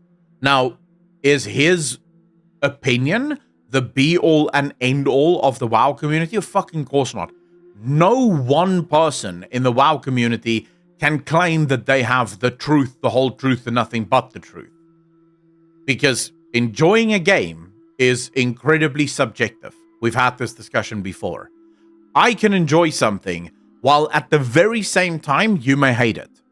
And we can look at so many things, dude. I don't want to turn this into an absolute degenerate fuckface like the Twitch chats, but we can talk about sex. Some people love blowjobs. Other people can't stand blowjobs. Some people are middle of the road, couldn't give two fucks either way about a blowjob. Does that make blowjobs objectively good or objectively bad? No, it makes a blowjob a subjective thing, And it really depends on who the hell is involved in the scenario where the blowjobs are being given. And that's sex. That's as basic and biological as it gets. Now, when you go to video games, it's even more subjective.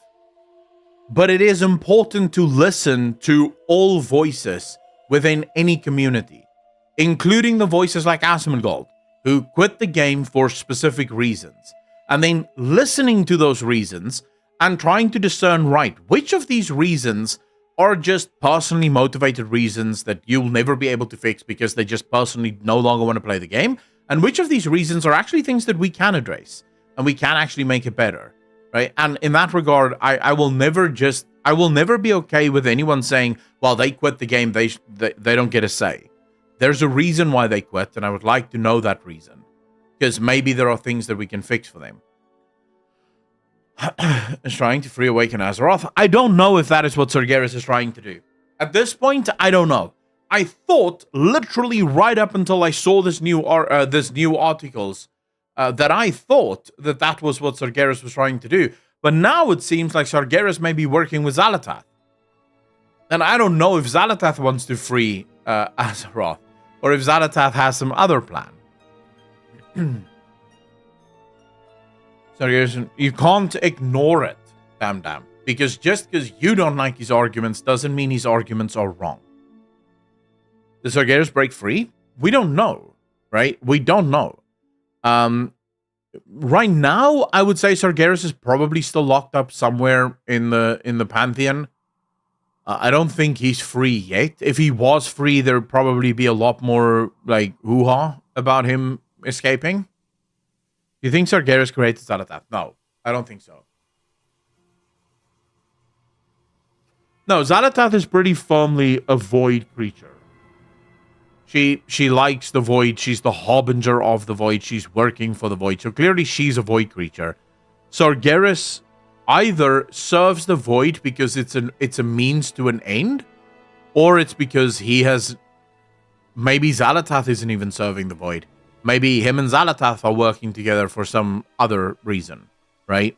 There's like a million things that it could be. The main story of DF soured an overall fine expansion for me, and the theme in general felt badly integrated into the general aesthetics of WoW. So did it happen with Shadowlands. The go-between for him? I don't think so. No, I don't think he would need that as a go-between. So who did the light struck a bargain with?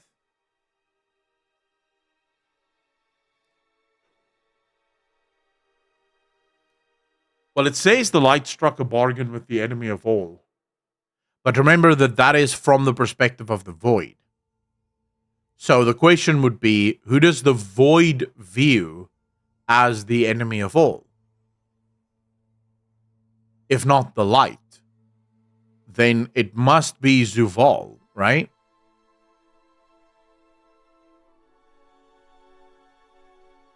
And there's at least... Or death. Not even Zuval, but death. Because I think the Eternal Ones and the Titans are exactly the same.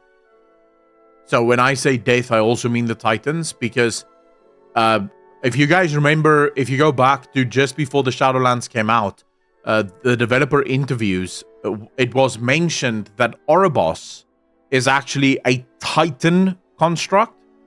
The Titans built Oribos, which suggests that it was the Titans that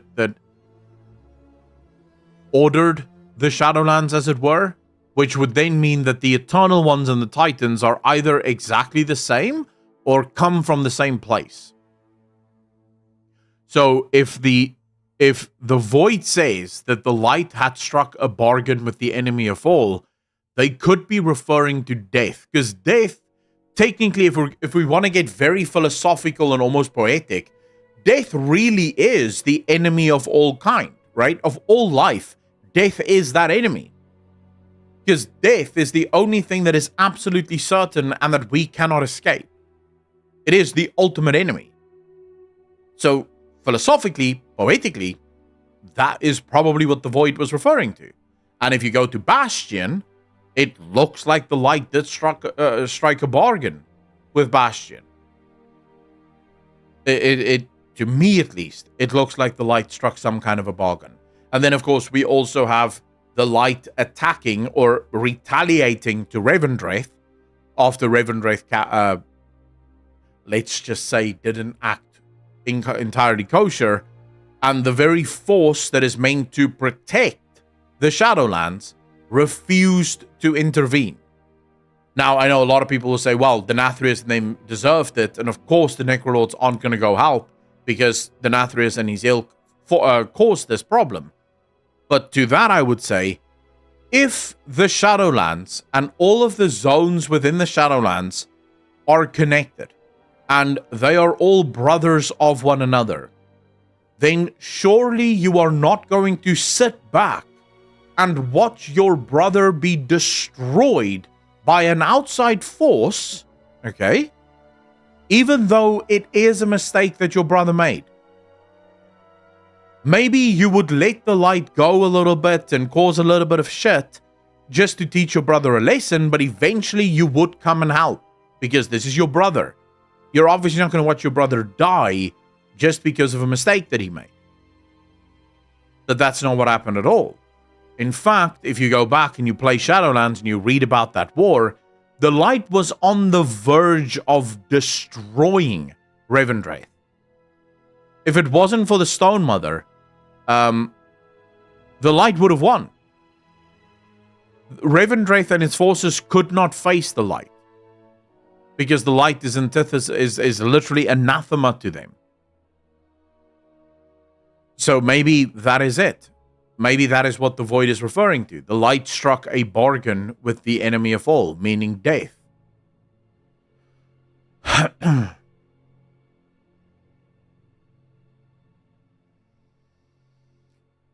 Matt, so the thing is, in order to create undeath, we now know that it is the realms of death that create undeath. Because all undeath, in our world at least, was created by Zuval with the help of the Lich King. So death is the creator of undeath. The fact that the light could summon or could raise Kalia into undeath suggests that this is a result of their bargain with death. Because remember, we have the lore now. We've been to the Shadowlands. We know how this functions and operates.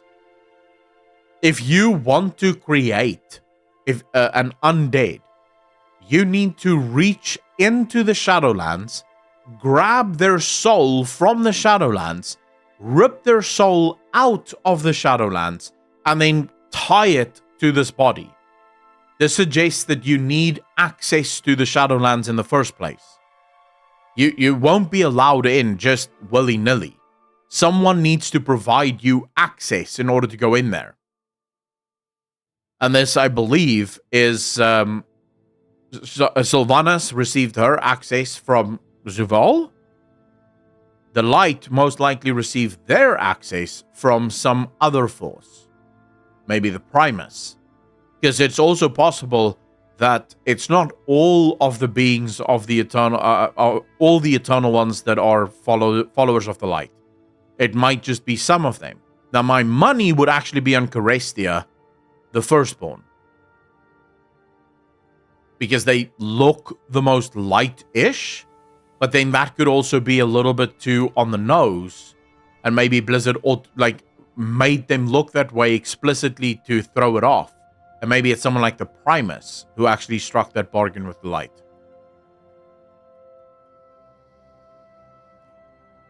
Frozen Solid, I would not be surprised.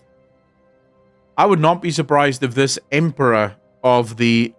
So I actually think that this Emperor of the Arathi is going to be a big problem in the future.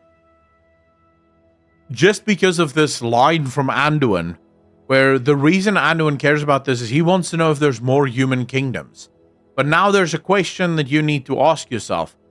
Will the Emperor of the Arathians bow to basically a boy king from Stormwind? Because the Arathians left long ago, most likely before the birth of Anduin. they've been away for a very, very, very long time. And we know that these, the Arathians that's currently under the, in Hallowfall, they've also been there for a very long time already.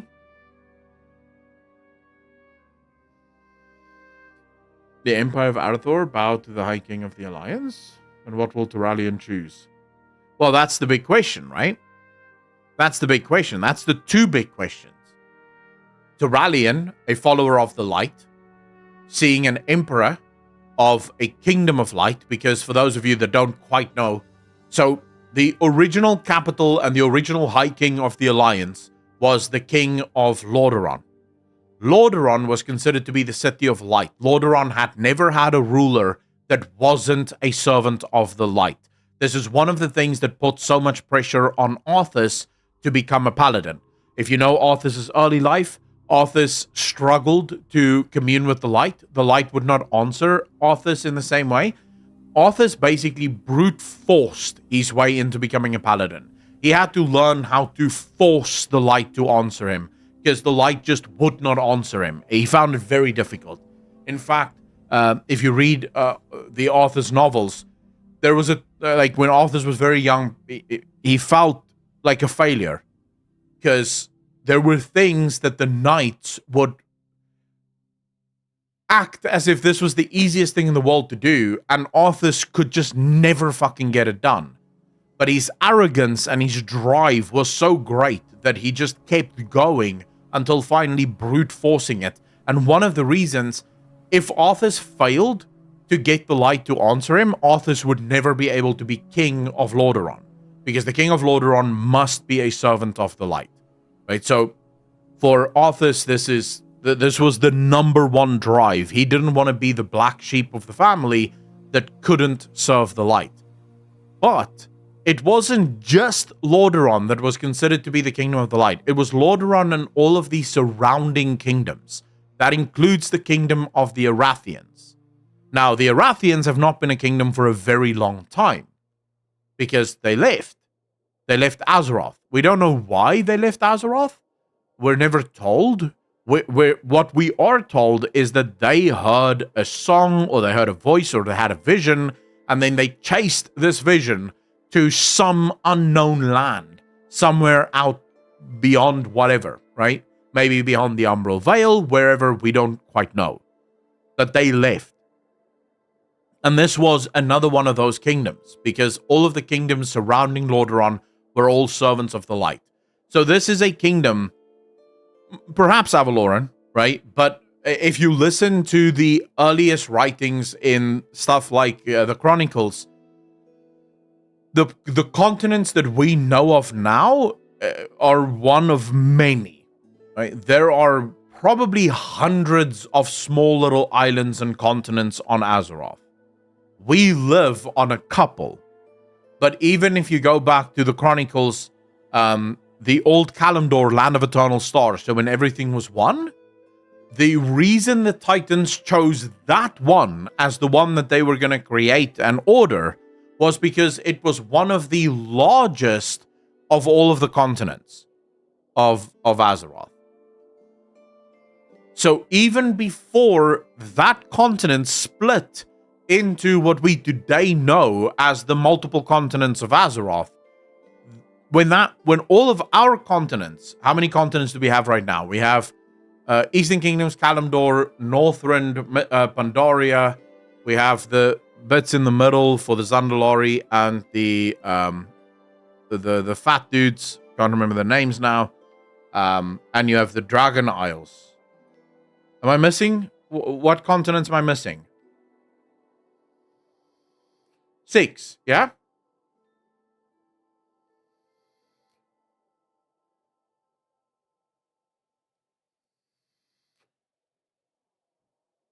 Yeah, Broken Shore is also... You're right, Broken Shore. So 7. 7 continents. Yeah, 7 continents. Am I right? The 7 continents were once one continent, right? And even before those 7 continents became 7 continents, there were many other continents on Azeroth already. So Avaloran is one of many continents on Azeroth. Avaloran just happens to be one of the continents that we have already heard about. But there's still many that can come. There's still many that we have to learn about. And now, just in mentioning this,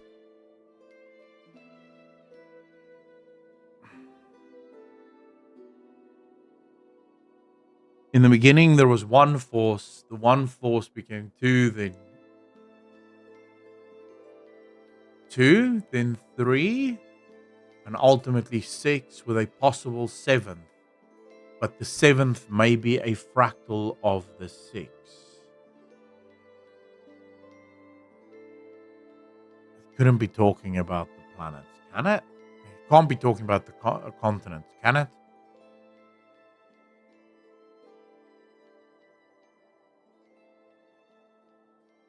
That would be... Why do we count the islands as continents? Well, you can call it islands, you can call it continents, doesn't really matter, right? They're land masses on Azeroth. I don't think the terms scientifically are that well established on Azeroth in Azerothian science. You can call it land masses, you can call it whatever. Do you think that's coincidence, or do you think that's just Blizzard sticking with a theme?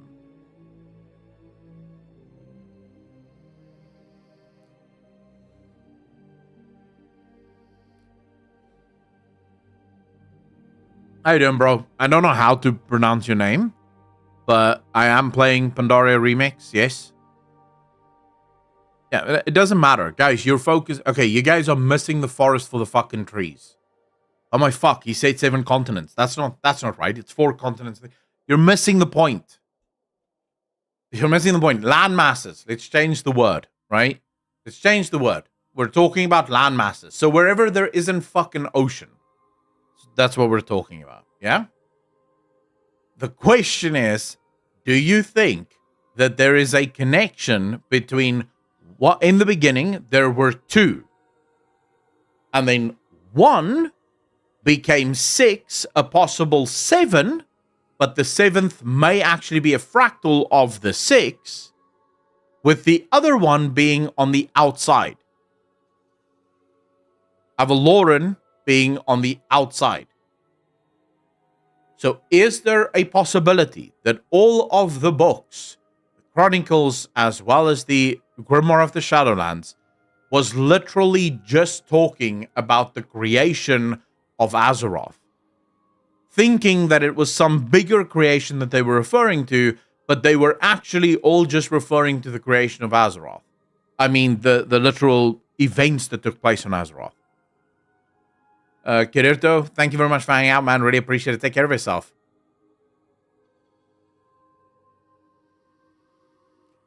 Reflected in multiple things. Australia is an island continent. So now we're talking about continents. All right, we'll do that. What's your favorite continent, people? Joshua, good one though. Is the Maelstrom still an active thing after Deathwing's defeat? I mean, the Maelstrom is still active, but it's just a Maelstrom, right?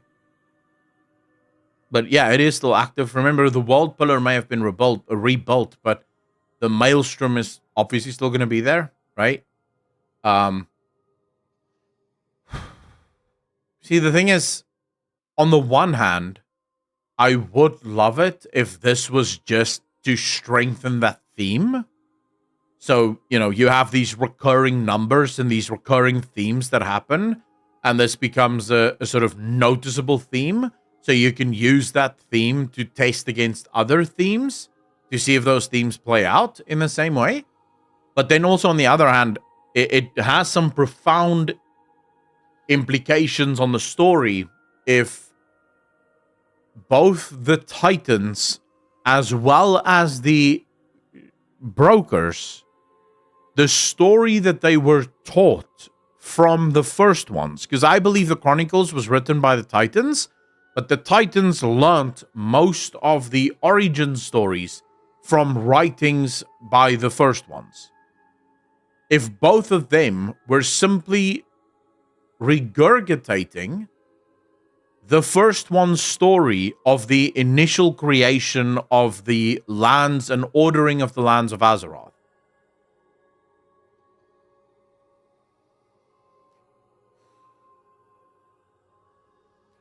And before you go, wait, but Aklon, the continents would have been created long after the Titans wrote the Chronicles, because obviously when the Titans first arrived, it was just the one continent. Do we know if the first ones are tied to time? In the same way that we are? Do you like the fractalness of what you're talking about? Yeah, I don't know if anything I'm saying now has any basis in fucking fact, just to be clear. This is just me spitballing.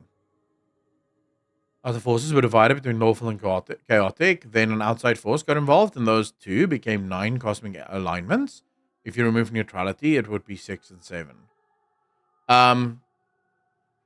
Yeah, obviously in World of Warcraft it's different, though, because we don't have those alignments, lawful, chaotic, and then eventually, the true lawful, true chaotic, that shit. We have the cosmological forces, of which there are 7, including reality, Azeroth.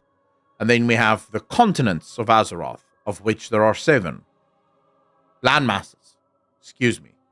Landmasses. Of which there are 7. But they all came from 1.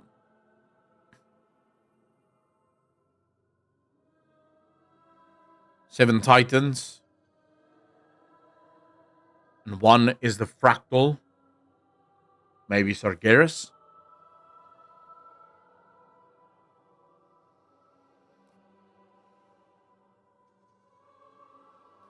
I have no doubt. I mean, we already know that Chris Mason was a massive D&D fan. So I have no doubt that there is giant D&D inspiration in World of Warcraft. No doubt. Wouldn't Chaos be foul? No, foul would be... what's the word?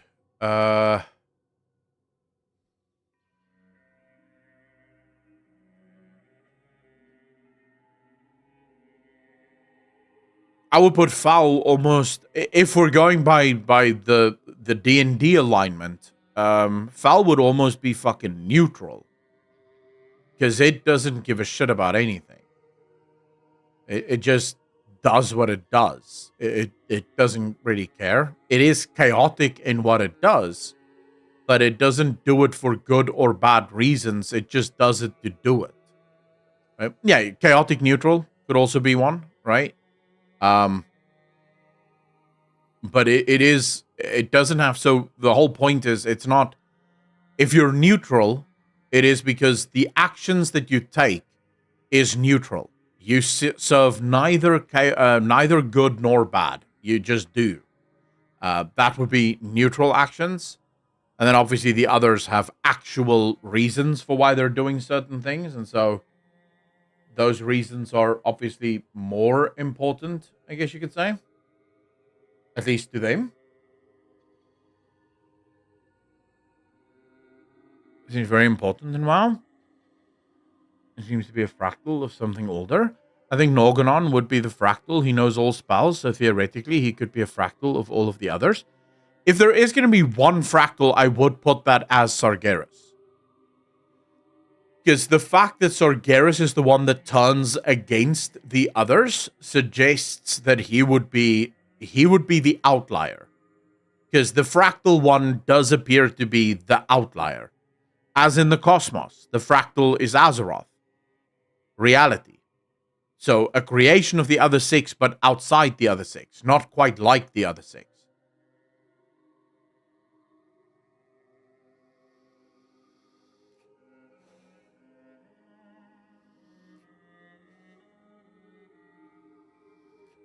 Novel Evil. I forgot the alignments of the other Titans. Yeah, there's I think there's giant possibilities. But I mean, in terms of what those possibilities lead to, I have no idea. I genuinely have no idea.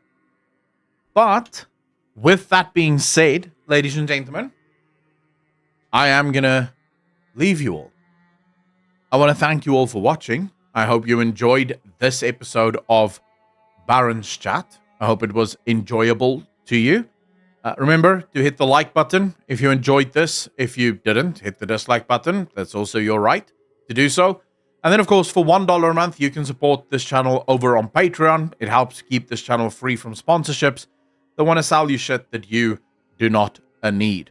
Profile, I'll probably stream more this weekend, over on Twitch. I'll probably do, right? I can't make promises. Weekends are rough because I have a lot of things that I don't do during the week that I then have to force into the weekends to get done. But if I do have time, I'll definitely be live over the weekend. We'll probably play some mob remix or some shit like that. But yeah, I really appreciate all of you. I hope you enjoyed it. And yeah, thank you so much for hanging out with me. Thank you so much for showing up every Friday and bringing all of your thoughts and your ideas and helping me brainstorm some crazy crap that will probably never make sense to anyone. Like, I sometimes think about these episodes when I listen to them again, because I like listening to the episodes. So tomorrow I'll pay attention to the episode and I'll listen to it again. And then I always think, what happens to someone who doesn't know anything about the lore coming into one of these conversations? Hearing us talk about this stuff, and we're talking about it as if it's real life. Like, the conversation very often doesn't sound at all as if we're talking about a video game. It sounds as if we're actually discussing like real shit in the real world.